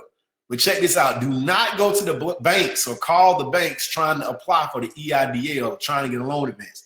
Banks do not do this type of funding. All right. The direct link, if you want it, is sba.gov/disaster. Okay. sba.gov/disaster. All right. And then you can actually click on the tab on our site if you need to. Again, with this as well, there's no cost to apply. That's something that y'all need to watch out for because there are going to be so many people out here charging money just to help you apply for these loans. There's a difference between somebody service you on the back end to help you get documentation together versus charging you to apply. There's no cost to apply for the PPP loan, and there's no cost for you to apply for the EIDL loan or to get your loan advance. There's no cost for that. And the reason why you want to go ahead and apply is there's no obligation to take the loan if it's offered. Okay, so you don't have to take it if you don't want it. The maximum unsecured loan amount is $25,000. Like I said before, anything over that, you're going to have to secure it. Okay, applicants can have an existing SBA disaster loan. Like I was telling y'all before, there was already money allotted to this category for the SBA every single year. It was 20 billion, then they increased it to 50 billion, with a few bills early on to help out businesses through this whole thing with the disaster and the pandemic. And then they put more money into it when they came out with the $2 trillion stimulus package. And you still can qualify for EIDL if you have an SBA loan already. So before we end up, let's talk about how to prepare to make it through this crisis and coming recession. And then we're going to get out of here. Okay, these 11 tips I got for you really quick. And I think it's a really good culmination of everything that we talked about here tonight. But I want to make sure that everybody really understand the magnitude of this moment. Hopefully you got some energy and some encouragement and you're inspired to do something different. My job here wasn't to sell you on trying to get involved with Nove or trying to, even apply for the loan with us. Obviously, it's going to be in your best interest to try to get it done quickly as possible. And probably one of the only ways you can do it, unless you have an existing SBA banking relationship, is to do it through a portal like we offer. But my goal wasn't to get you here to do that, because at the end of the day, I wanted to make sure that I was sharing this information to help us continue to get ahead. Let me say that again, to help us continue to get ahead. So I appreciate you being here. And that us is everybody who's watching and listening to this right now, whether it's April 2nd, 2020, or whether you're listening to this in September 2nd of 2020. The bottom line is, congratulate yourself on making it this far out through this information to figure out how you can change your situation. And this is going to culminate everything I was talking about, because we are going through a crisis right now. This is a pandemic. And what's going to come after this is going to be a recession, you know? And some analysts are saying it's going to be a Great Depression. Whatever the case may be, you don't have to accept that to be your reality. You don't have to accept the fact that if everybody else is struggling, you are going to struggle too.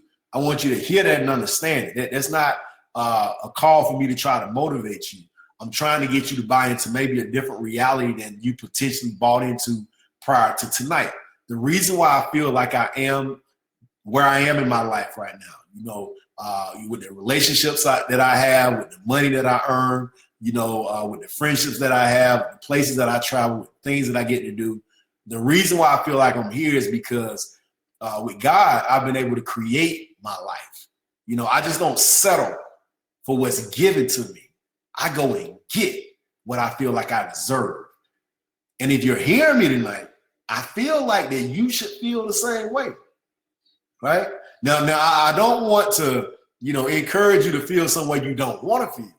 But the reality is, if you really want to do what you want to do when you want to do it, if you really want to do something different, if you really want to upgrade your life, guess what? You can. But the fact is, you got to do something different. So I'm going to give you 11 tips real quick about how to make it through this crisis and come in recession.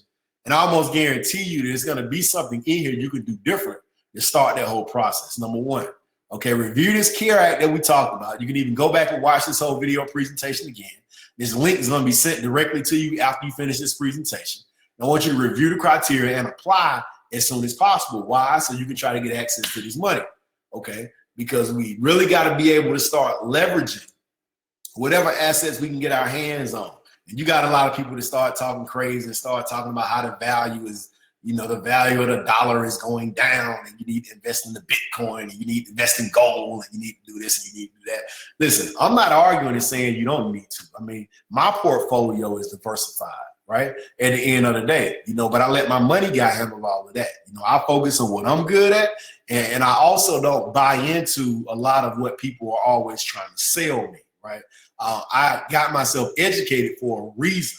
And I understand that the reason why our economy is suffering right now is not because many of us are not trading Forex. It's not because many of us don't have enough gold. It's not because we don't have our money, you know, diversified in the ETFs and different commodities. The simple reason our whole world and our communities are not getting ahead is because they don't understand the basics. They don't understand credit. They don't understand a budget. They don't understand how to pay down debt. They don't understand what a utilization ratio is. They don't understand any of that. So if we can fix that, then we can start building wealth in our communities, and we can start investing in things like real estate. It's never going to go anywhere. And we can start building this legacy that we want to leave for future generations to come. So number two is get as much unsecured revolving credit capacity as possible. And what do I mean by that? See, when you have great credit, you put yourself in a situation where you're able to, you know, access money that may not be real money at that point, you know, but you can actually utilize it, okay? All right, so you want to be able to get that. And how you're able to do that is obviously if you have good credit, you'll be able to leverage that. So if you have a credit card or different things of that nature. Number three, ensure your credit is as strong as possible, okay? Ensure your credit is as strong as possible, 700 plus, you know, and you want to do that, again, so you can leverage these different situations, whether it's the loans, okay, whether you're putting yourself in position to start businesses, okay? You know, and you got to be able to do that as quickly as possible. So if you got personal credit that you're struggling with, okay, then you need to start working on that. You know, even if you don't want to hire a company to do it, there are companies out there where you can get information that has like DIY, just do it yourself to fix your credit. There's also companies like us that help you with your credit. all right? But you need to do that as soon as possible. Get your credit score up to a 700 or better, okay? So you can leverage different situations to get you through the storm. You know, if you do lose your job, if you do lose access to money, maybe you don't have the money you need, well, if you got a good credit score, you can get you a little a loan for, you know, $10,000, $20,000, an unsecured loan that maybe you can live off of until we come out of this situation. Or maybe you can get that you can invest into a business where you can triple or quadruple that within a short period of time. All right, so all those are different assets and different things that we can show you how to be able to take advantage of. Number 4 is to minimize your tax liability. Okay, minimize your tax liability by revisiting your W-4 and adjusting it correctly.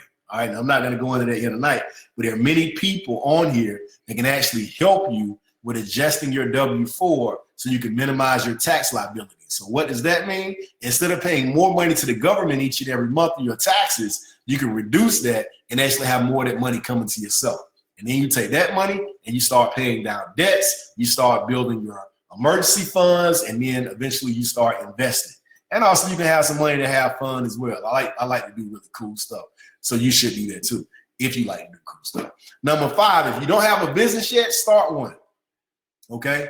As soon as possible. If you don't have a business, start one as soon as possible, all right? So make sure you do that, you know, and again, the easiest businesses to start are the ones that just cost a few $100s, the ones that already have infrastructure. If you think about the reason why people start franchises, is because the business plan has already been created. All they got to do is get in and get trained. And if they got some tenacity and determination, they start making money right away in a franchise. Well, that's the same way that it works in an affiliate marketing company, or direct sales, or companies that are already established. Is you just invest a few $100s, learn the system, and you can get in and start getting paid. Or you can start any other type of business. The bottom line is you just want to start those businesses so you can start having some tax deductions, which further minimizes your tax liability, and also so you can start earning some passive income. And who knows, you might start earning some aggressive income, get off that job, and start living the life of your dreams. But again, that just puts you in a position to start further building the cash equivalent section of the asset class, all right? Number 7, you want to work on building your emergency funds as soon as possible. That's one of the reasons why you want to go ahead and start making some additional income outside of getting this free money that we're talking about, is because you want to make sure that you got about $3,000 set to the side, right? Where you can utilize if you ever needed it as quickly as possible. If you have a flat tire, there's no reason to have to call the church up and take a collection on Sunday so you can fix your tire. Okay, that's a disappointment if you've been working all your life and you're an adult. And I'm not saying that in a condescending way. I'm saying that if anybody needs help, they should be calling you, because you're doing so well, you can help them. Not because you got to call somebody because you need help. Because God bless each and every one of us with greatness. We just got to attach ourselves to something that can pull that greatness out of us. Okay, so that $3,000 mini emergency fund, also that true emergency fund, which is 6 months of your total expenses. If you got those things saved up, you're making some passive income, you got the money from your job if you still have one, of your primary business, and you start paying down all your debts to become debt free, start investing. That's when life really gets fun. Okay, that's when you can start going on a couple of vacations per year. I always recommend at least going one place per year that you've never been before. So each and every year you can start adding it up. You know, as I think about it, like over the course, the last 19 years, I started traveling at the age of 20. That's the first time I went out of state.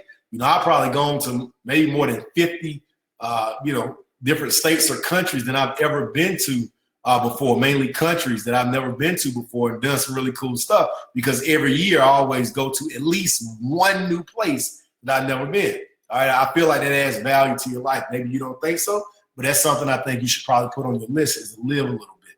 Number 8, budget and shift your cash flow to pay bills, cash flow to bills bypass to pay down debt.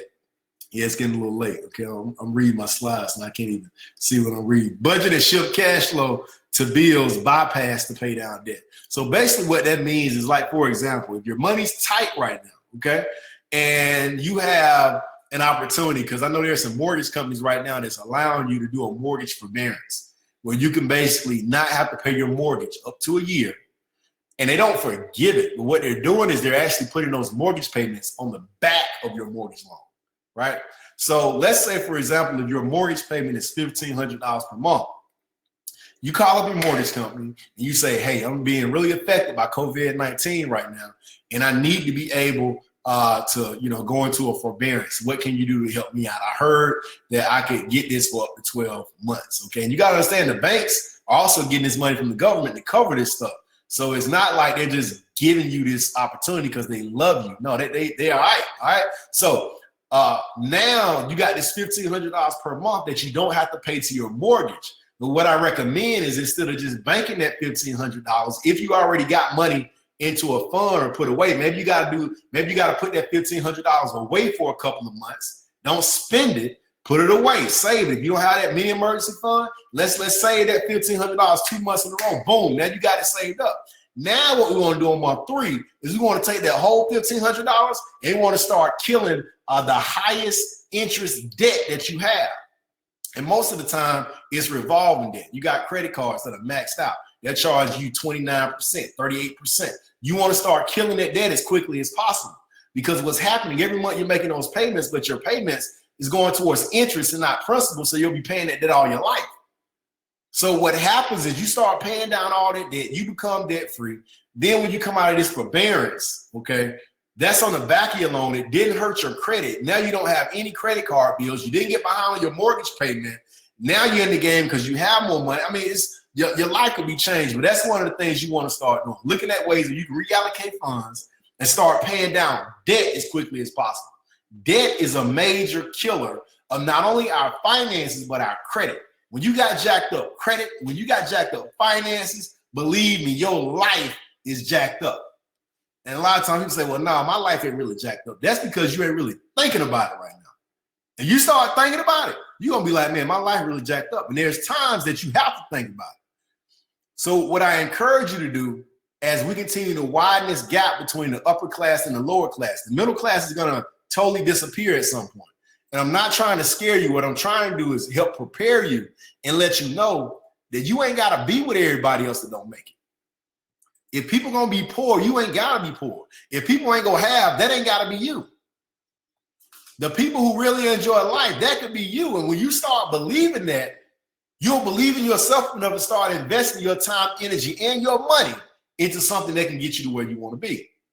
And for me, I'm grateful that somebody put me on a webinar like this, or put me in front of somebody that was talking like this, that woke me up, because it changed my life forever.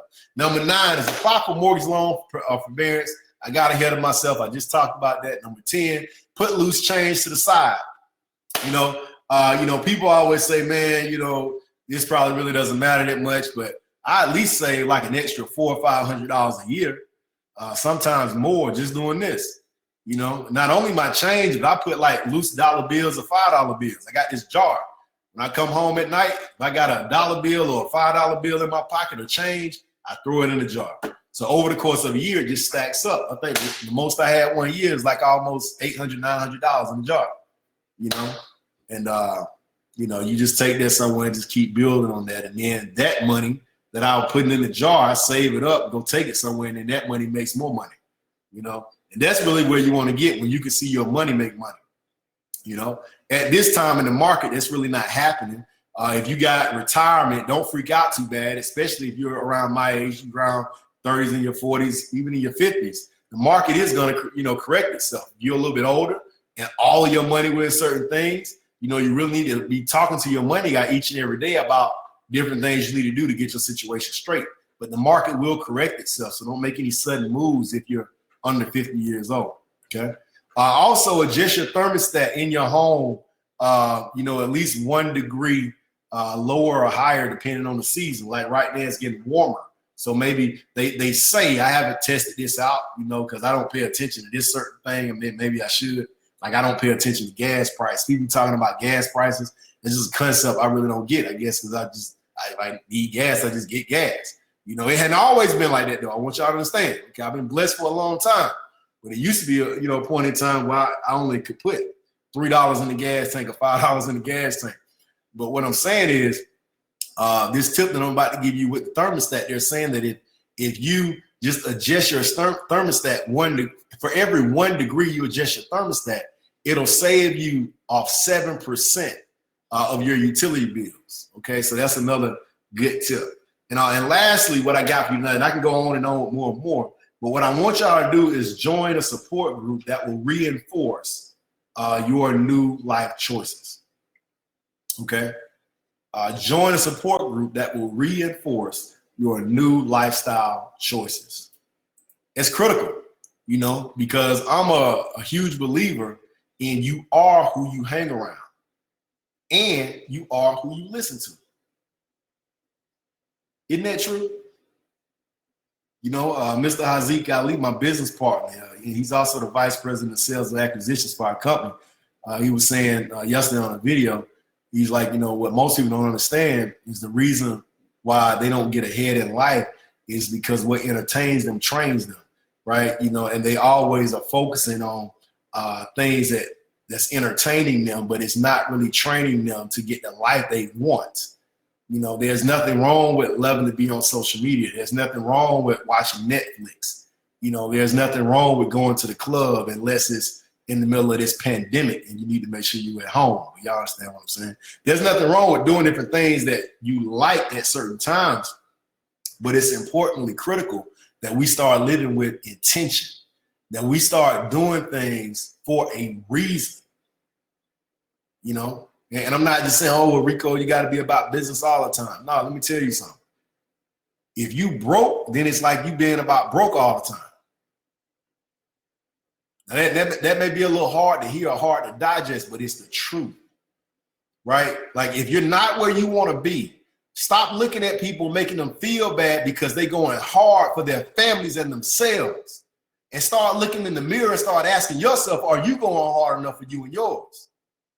See, because at the end of the day, when we get to these times where it's really rough and when people really don't have food and people really don't have anywhere to live, and when the government stops giving out this money, when it gets to that time and you haven't done what was necessary, then that's when it's going to be tough to answer to your kids, to your spouse.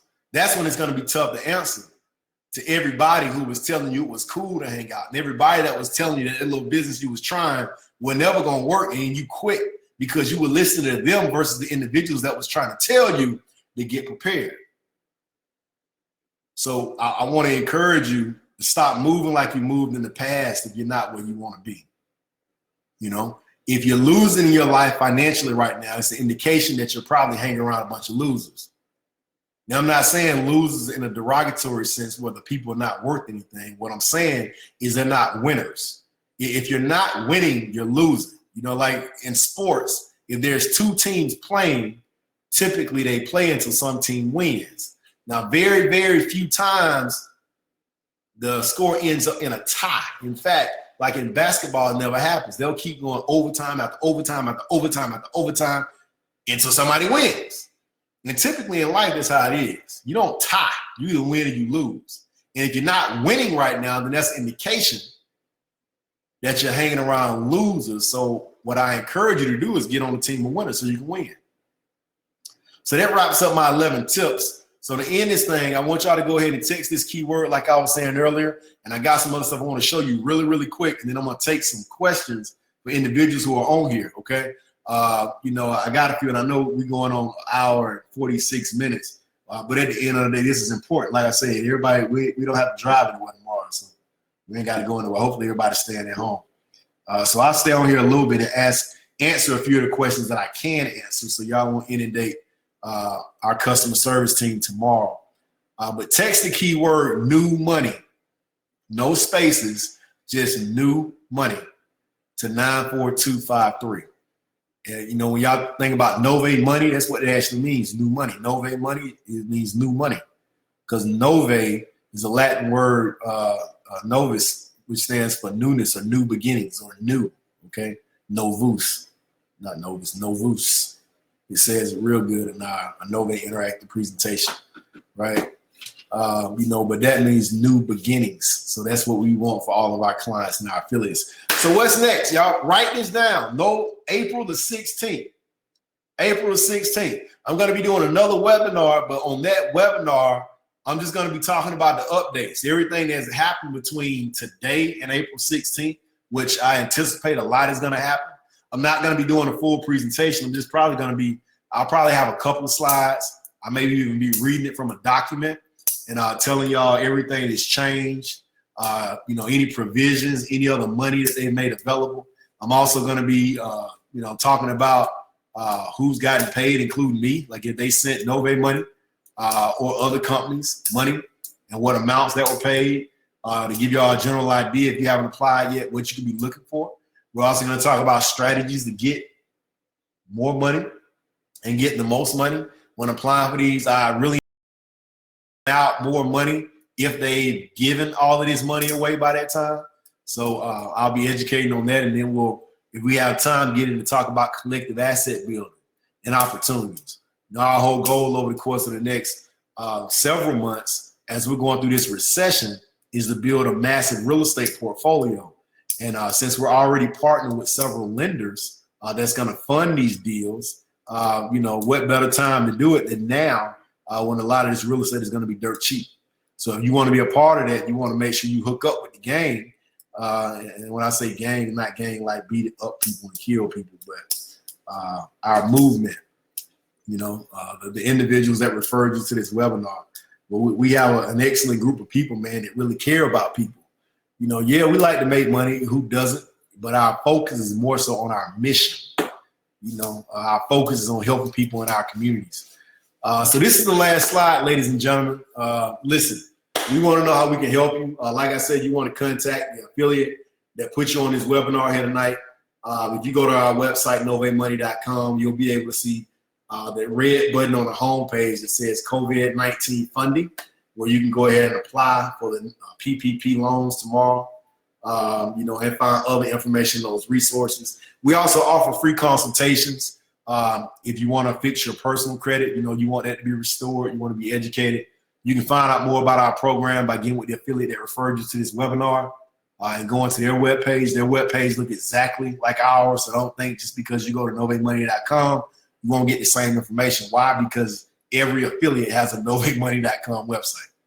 But you can sign up for a consultation to talk to you about your personal credit. We'll actually help you pull your credit while you're on the phone. We'll go through everything with you, and we'll tell you if we can help you out and even get you started. We also have consultations for business credit and funding. You want to start building your business credit, we can help you with that.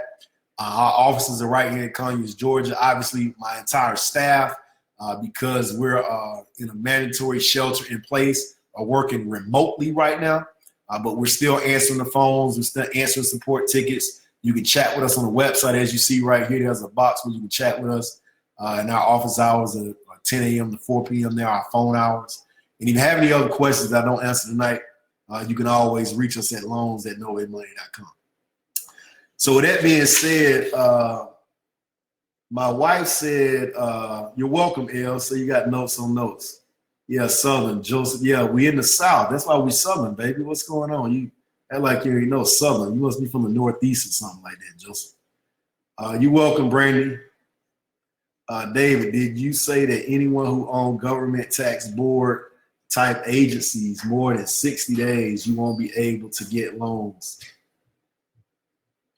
Who has owned government tax board type agencies more than 60 days? Oh, I'm sleepy, y'all. I'm sorry. No, I said more than 60 days late on child support. If you got a judgment or something like that associated with your tax return, you need to go ahead and get a payment plan as soon as possible, and then you can apply. If y'all owe the government right now, you still can, apply for the loan.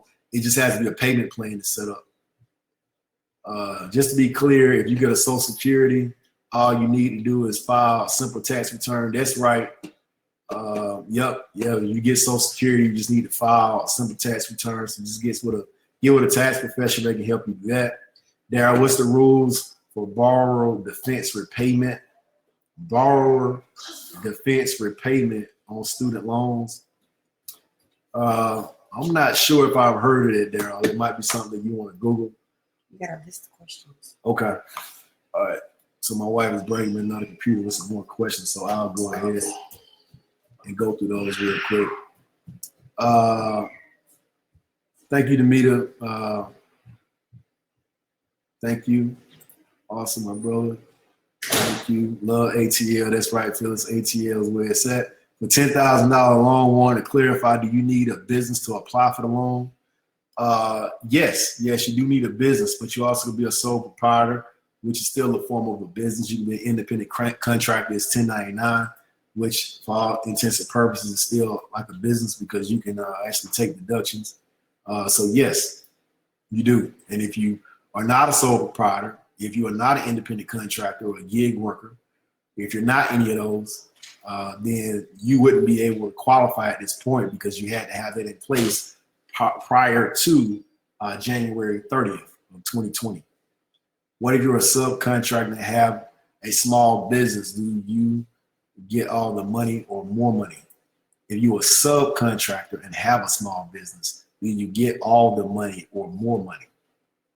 I'm not sure what you mean by that. If you're a subcontractor, it doesn't really matter. It just really depends on how you're structured. Are you a sole proprietor or are you an independent contractor? Are you a business? Like, how do they pay you? LLC, or you're an S Corp, or you're a C Corp? Earl, Mr. McCameron, would you tell someone who saw this and doesn't have a business but wants to start one, possibly get some of this money? If they haven't started a business yet, Earl, they can't get any of this money that's going to the business owners. Obviously, they get the money going to the individuals and the families.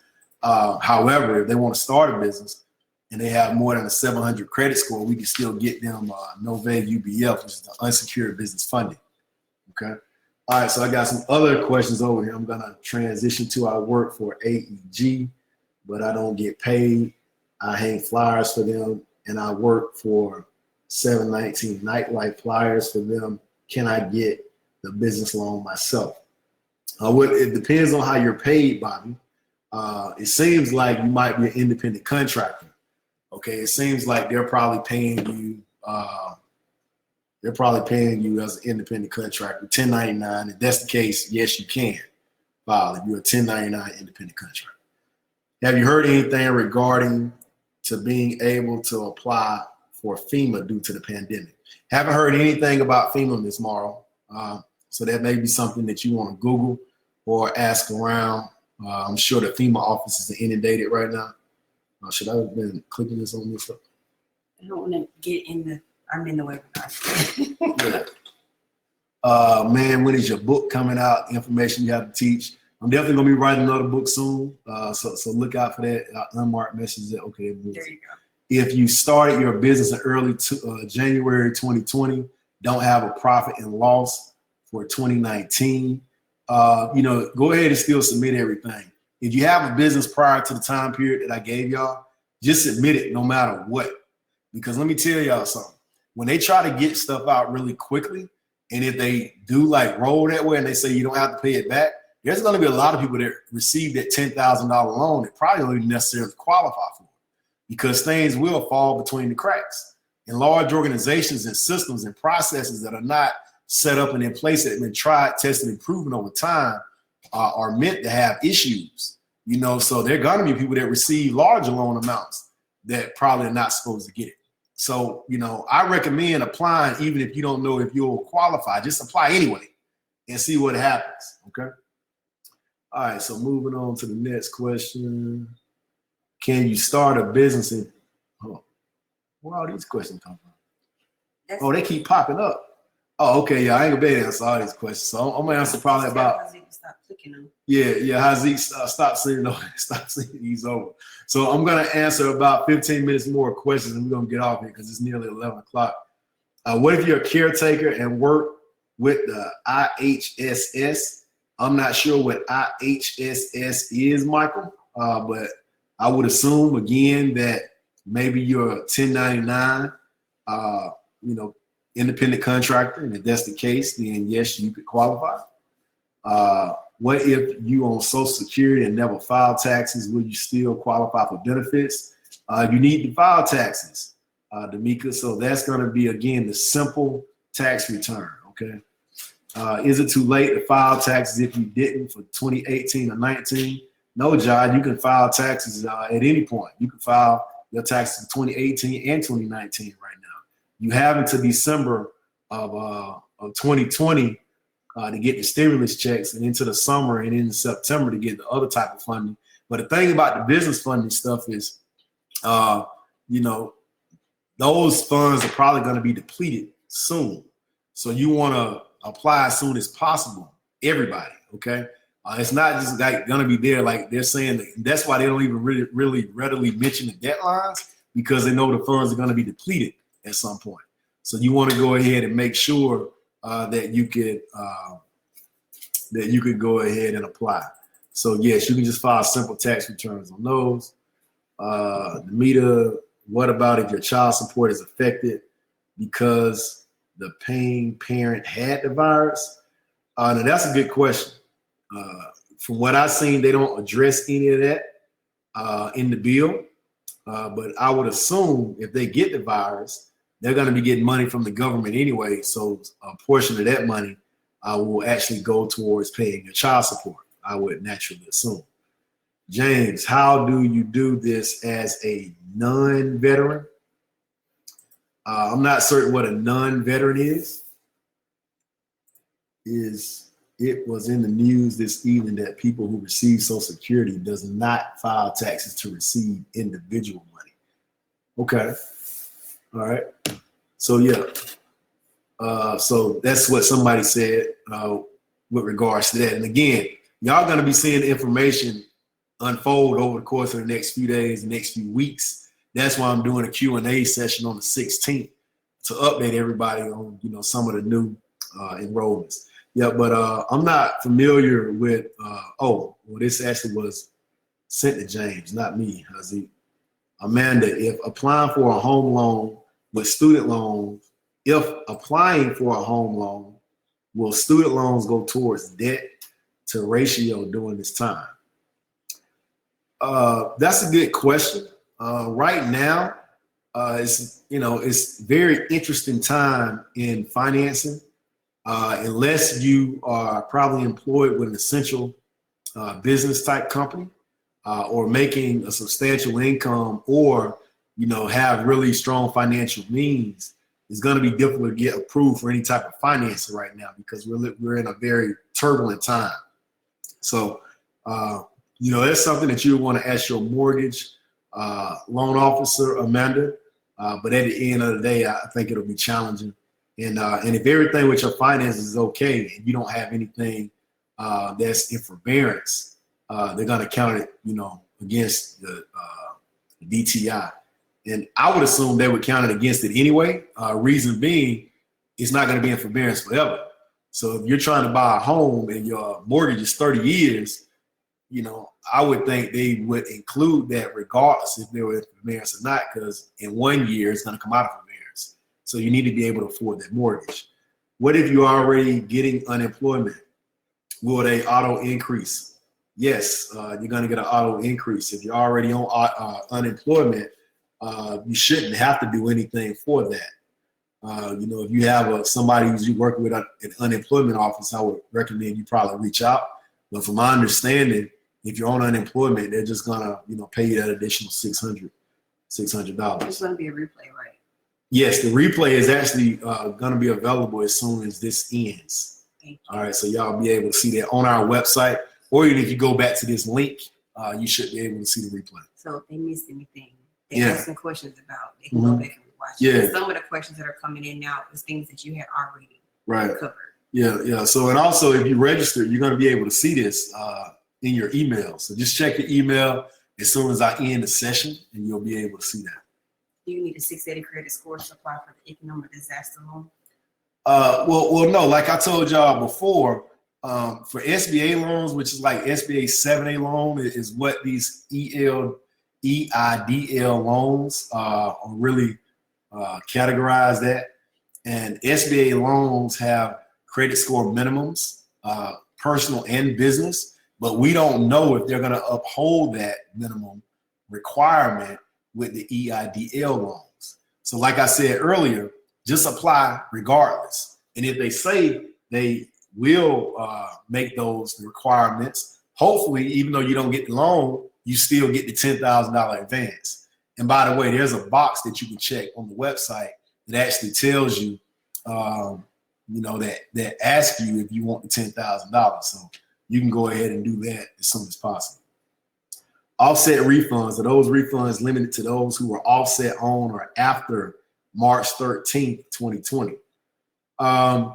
That's a great question. You know, I would assume from what I read, okay, don't take my word totally for this, but from what I read, it seemed as though everyone who have been affected by COVID-19, and everybody should say they've been affected by COVID-19, if they had their taxes offset because of student loans, they should be getting that refunded. You know, they said 1.8 billion, I think it was, for 380,000 people or something like that. I can't remember the numbers. I know it was in my PowerPoint. But the bottom line is, yeah, that should go away. All right. Who do I contact about getting my student loans reduced? We already answered it. Then you contact the person that got loan. Okay. I just started a business. Do I qualify? Jasmine, it depends on when that business was started. If you mean just started like yesterday or last week or the week before last, anytime in March, anytime in February, no, you don't qualify. PPP loan, I think you have up to February 15th that I was talking about. So anything beyond February 15th, no, you don't. If a person joins Nove tonight as an affiliate, can they apply for the $10,000 tomorrow? Yeah, you absolutely can apply for the $10,000 tomorrow if you join Nove tonight. That doesn't mean you're going to get it, okay? But you can apply, all right? Everybody on here can apply. You need to join Nove regardless, all right? Do gig workers qualify? Yes, Michael, they do. I talked about that in the presentation. Beautiful, My Financial, are they basing it off, basing it off, I guess what it's saying, or what you filed this year?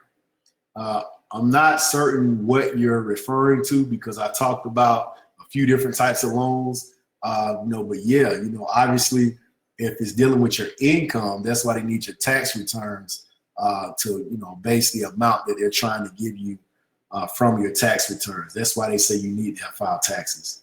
If I only did owner draws and not give myself 1099, but do file taxes.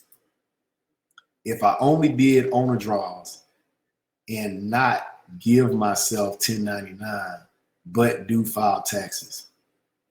Yeah, I don't understand what you're saying here. If I try to decipher that myself, I would assume that you're saying, but you filed taxes, but you didn't give yourself a 1099 and you took owner draws. That would be a good question for your CPA. At the end of the day, you're still paying yourself income and you're like an employee of the business, whether or not you are W-2 or 1099, it's like that's staff pay. And obviously you still have to pay your staff in order to operate your business. So that would be my argument. If you took owner draws, if you gave yourself a K1, okay, you could utilize that, I would think, in lieu of a 1099 to be the evidence of what you paid yourself as the employee / owner. There's karaoke, Lyft, Uber, fiber workers. Can they qualify and apply? Yes. Is this available to corp as well? Zion, is this available to corp as well? I'm not understanding what that means. I'm sorry. It is 1% for 2 years. Thanks, the real. Yeah, somebody notified me of that as soon, right before I started this webinar. They said that was changed today. I appreciate that update. What date do nonprofit agencies file and apply? The same date as everybody else.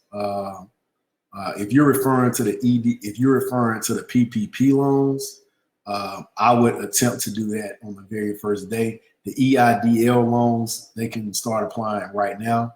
So tomorrow, if there's links available to apply, I would. I really don't know, again, at the end of the day, if they really will be open, okay? So it's important for y'all to understand that They may come out tomorrow and say they're postponing. But if you will be able to apply for the loan, the PPP loans, you'll be able to do that on our website tomorrow. You've answered this like 3 times, but can you call his name and answer this question because you've answered it? Oh, well, you should have been listening. Oh. Myra, did he say your job has to give you paid leave for school closure? Did he say your job has to give you paid leave for school closure? Yeah, that was in there. That was in what I was talking about. Let me go back to that. Okay, so I'm not sharing anymore. So I talked about school closures. Earl wants to know if he owes taxes and hasn't filed, are they going to disregard him because he owes, or can he still file? Yeah, well, so Get the bottom one. I haven't filed my taxes, but I do owe. So my question is, if I file, they're just going to disregard what I owe and give me my refund. Well, no, I mean, if you know you owe, then that means you're not due a refund. But if you file your taxes, even though you owe them, they're still going to give you this rebate. Now, they're not going to give you your refund if you owe them. You're going to have to pay it. But if if you file, you're still going to get your rebate, if that's your question. All right. So, yeah, I said paid family leave if you have kids, that are at home and you got to be there with them. If you have 2 businesses, do you apply for the funding under both of them? It seems like from the language that I'm reading so far that if you're attached to the business that you're applying for, and like, for example, if I have 2 companies and I got 2 sets of employees that I have to keep on payroll, I got 2 sets of bills and expenses, whether it's utilities, rent, and things of that nature, that's going to obviously be qualified for the PPP loans, right? The EDIL loans is going to depend on whether both of those businesses were affected. Now, if you're an independent contractor and you're making so much money on all these businesses, it probably won't be a good argument to try to get money for all of those because you may not need that capacity.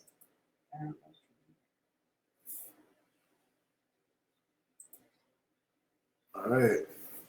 What if you are a small biz and independent contractor? Which should you apply for? Both, James. We talked about that. LaQuisha, are loans based on credit. The EIDL loan is potentially based on credit, but we don't know as of yet. I would say don't even worry about it. If you have a concern potentially about your credit, just go ahead and apply anyway. If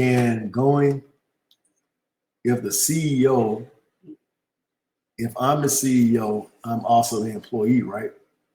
Well, it depends, on how you pay yourself. But at the end of the day, if you are the CEO and you have no employees, for the purpose of this paperwork, yes, you are the employee, because the goal is to keep yourself employed. Okay, so that'll be your argument to file a PPP loan. Can you apply for this small loan and the larger loan? I'm not sure what you mean by the small loan and the larger loan. If you're referring to the $10,000 loan and whatever's behind that, the $10,000 loan is just an advance on the larger loan, but you get to keep the $10,000 if you don't qualify for the larger loan. Like, I wonder who was in the boardroom that agreed to that. They was like, you know what? Let's just let them keep the money. You know what I'm saying? Like, even if we don't get them a loan, we're gonna let them keep the $10,000. Matter of fact, we're gonna do that for them. 1 million people. Like, whose decision was that? Whoever made that decision, that was great. Thank you very much. All right. Is it better to show lower income for this loan? Well, it depends on what loan you're talking about. And also, you got to remember, the lower the income you show, the less likely they're going to give you a larger amount because you're not going to be able to pay it back. Marie said, my daughter's been asking if I'm completing the EIDL and is asking for gross revenue, but your business isn't sales. Would I include income in that field? Well, no, you're not going to include like personal income. If that's what you're asking. No, you're not going to include personal income because the loan is for your business. Now, you need to read the question, or you got no, I got it. Now, however, hey, If you don't really have much revenue in your business and you want to include personal income. And then when the person contacts you about it, just tell them, let them ask the questions. And then you say, oh, so I don't include personal income. All right. I think the whole saying is it's better to ask for forgiveness than permission. Right. Now on these loan applications, it's important that you don't lie. But obviously, sometimes there may be some on the application that you might not necessarily understand. All right.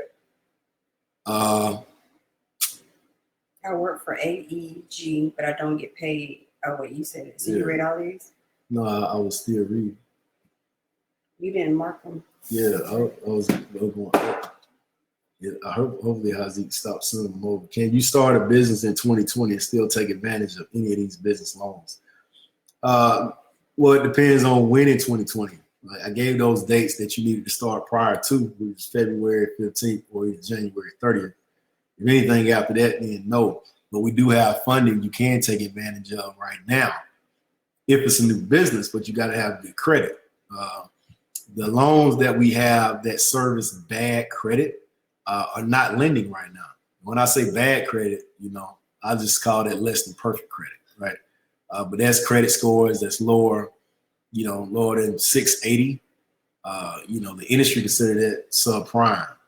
If you are an LLC and you don't work a job, do you need a cosigner? Yeah, well, that doesn't have anything to do with cosigner. Cosigners are basically brought to the table when you need somebody who has better credit. That's when you bring in what we call a credit partner. That's what we call that in the business world. Will any of these business loans affect if I'm trying to buy a house in the next 90 days? Will the go against debt to income ratio? Yeah, well, that's a good question. That's what we don't know right now. We know now. I do know that there's no personal guarantees, right? And also, it's going to depend on the amount of the loan. Remember, you can get the EIDL unsecured for less than $25,000, but if it's over $25,000, it has to be secured. But I'm unsure if they're going to report it to your personal credit. I wouldn't think so, but I'm not going to say that specifically and then it not be true. So that's the question you want to ask. You want to ask your mortgage officer. All right. So my wife said this is the last question, y'all. Yes, ma'am. Oh, you just want me to read. Will you repeat what you said regarding work? I am an essential employee. However, I have no child care options. What can I do? Second, is there a way to reduce rent if out of work due to closure/illnesses, not just COVID-19? These are two separate situations. Yeah, well, everything that's being given out right now in terms of this money we talked about tonight is due to COVID-19.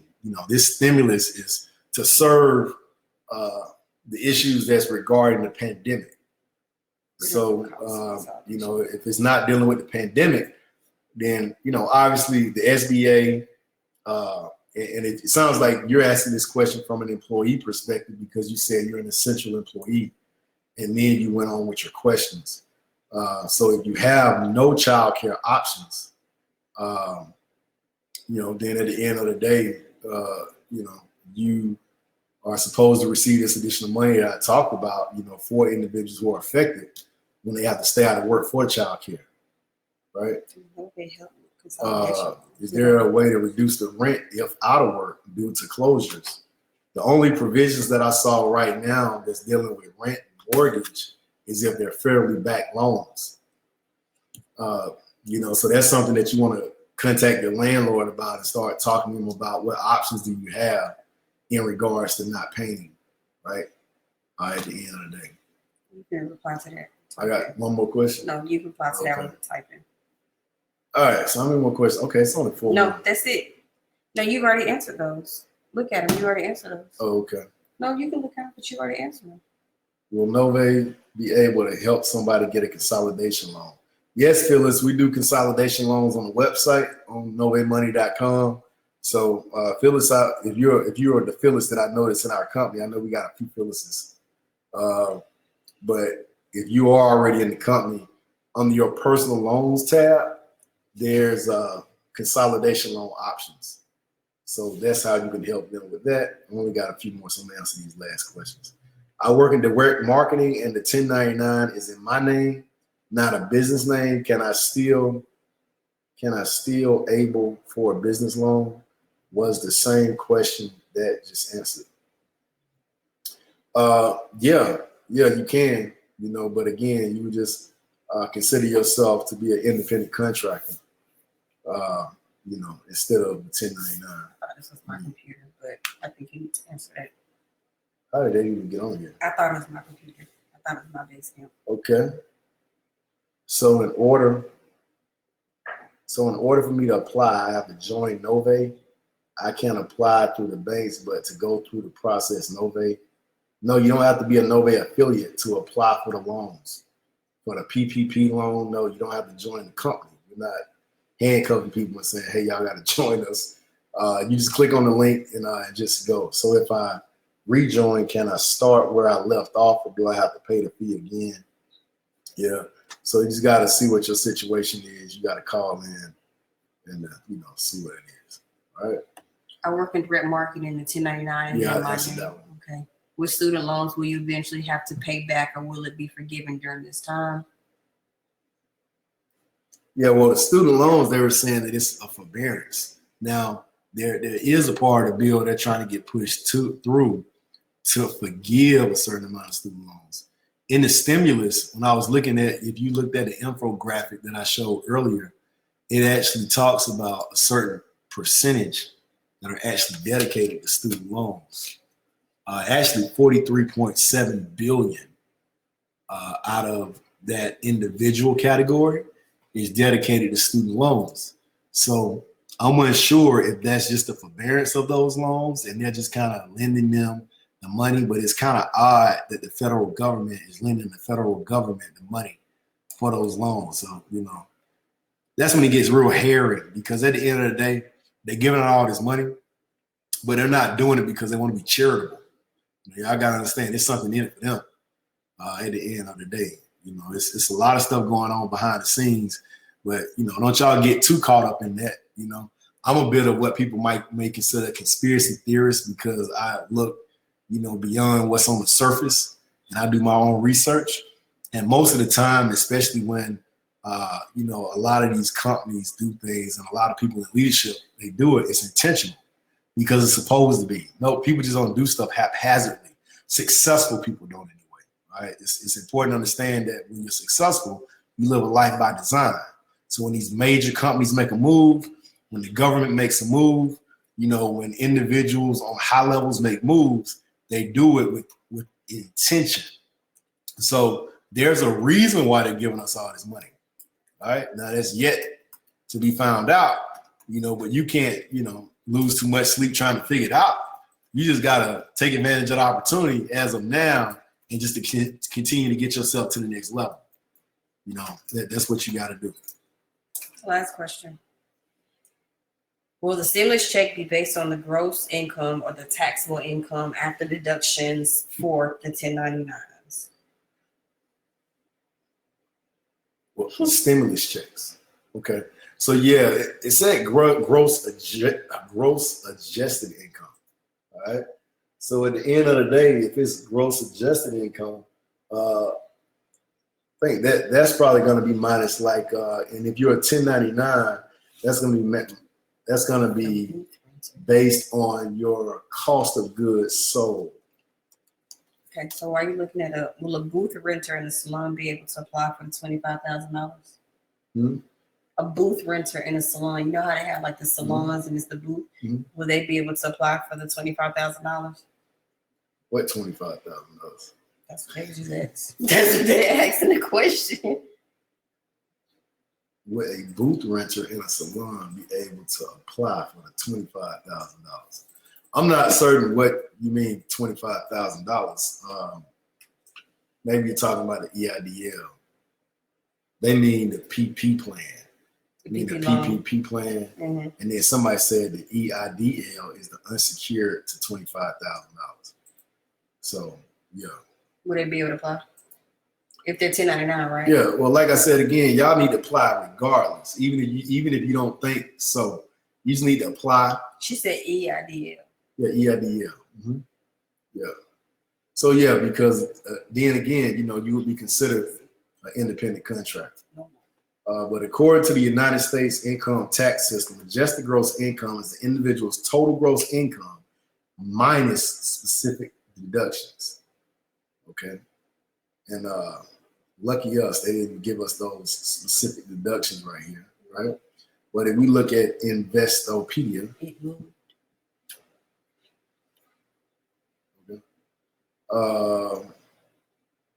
income used to determine your income, starting point calculator, blah, blah, blah, blah, blah, blah.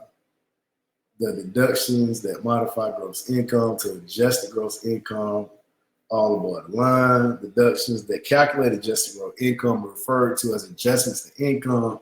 Some of the most prominent deductions are certain retirement plan contributions, self-employment tax, healthcare savings, alimony, moving expenses, losses occurred in sale or exchange of property, early withdrawal penalty, school tuition, student loan interest, jury duty. So basically, with this definition that they're giving us here, it's really going to be the most of your income, because most people don't have deductions when it comes to retirement plan contributions. So that's putting money into your IRA, simple IRA, SEP IRA, things of that nature. Half of the self-employment tax, you can subtract that. So basically, the majority of your income. All right, cool. So it's 11:24. This might be a record for webinars. Man, I hope everybody enjoyed this information. I want to say, who do I research for conspiracy theories? Just open source information. I'm not on like podcasts or anything like that. But at any rate, I hope y'all enjoyed this information. I had a great time gathering it and learned a lot myself. And I'm excited about the future. A lot of people are living in peril right now. They're looking at what's going on and they're afraid. They don't know what to do. Let me tell y'all something. At the end of the day, we got to come out of this. We don't have a choice, because if we don't come out of this, then, things look really crazy. So I would rather think about preparing for when we do come out of it, because for those of you who are so fearful that you're paralyzed, when we begin to come out of it, you're going to be in a very bad situation. So what you need to do is surround yourself with people who got a plan. Surround yourself with people who are intentional about getting out here and getting busy. And I can tell you right now, that's what we're all about. And I appreciate each and every one of you being a part of this great company, if you are. And if you're not and you plan on getting involved, I look forward to working with you, and I want to welcome you to the team. God bless, good night, and y'all catch this replay soon, and we'll talk to y'all later. April 16th, join that text list. Good night, everybody.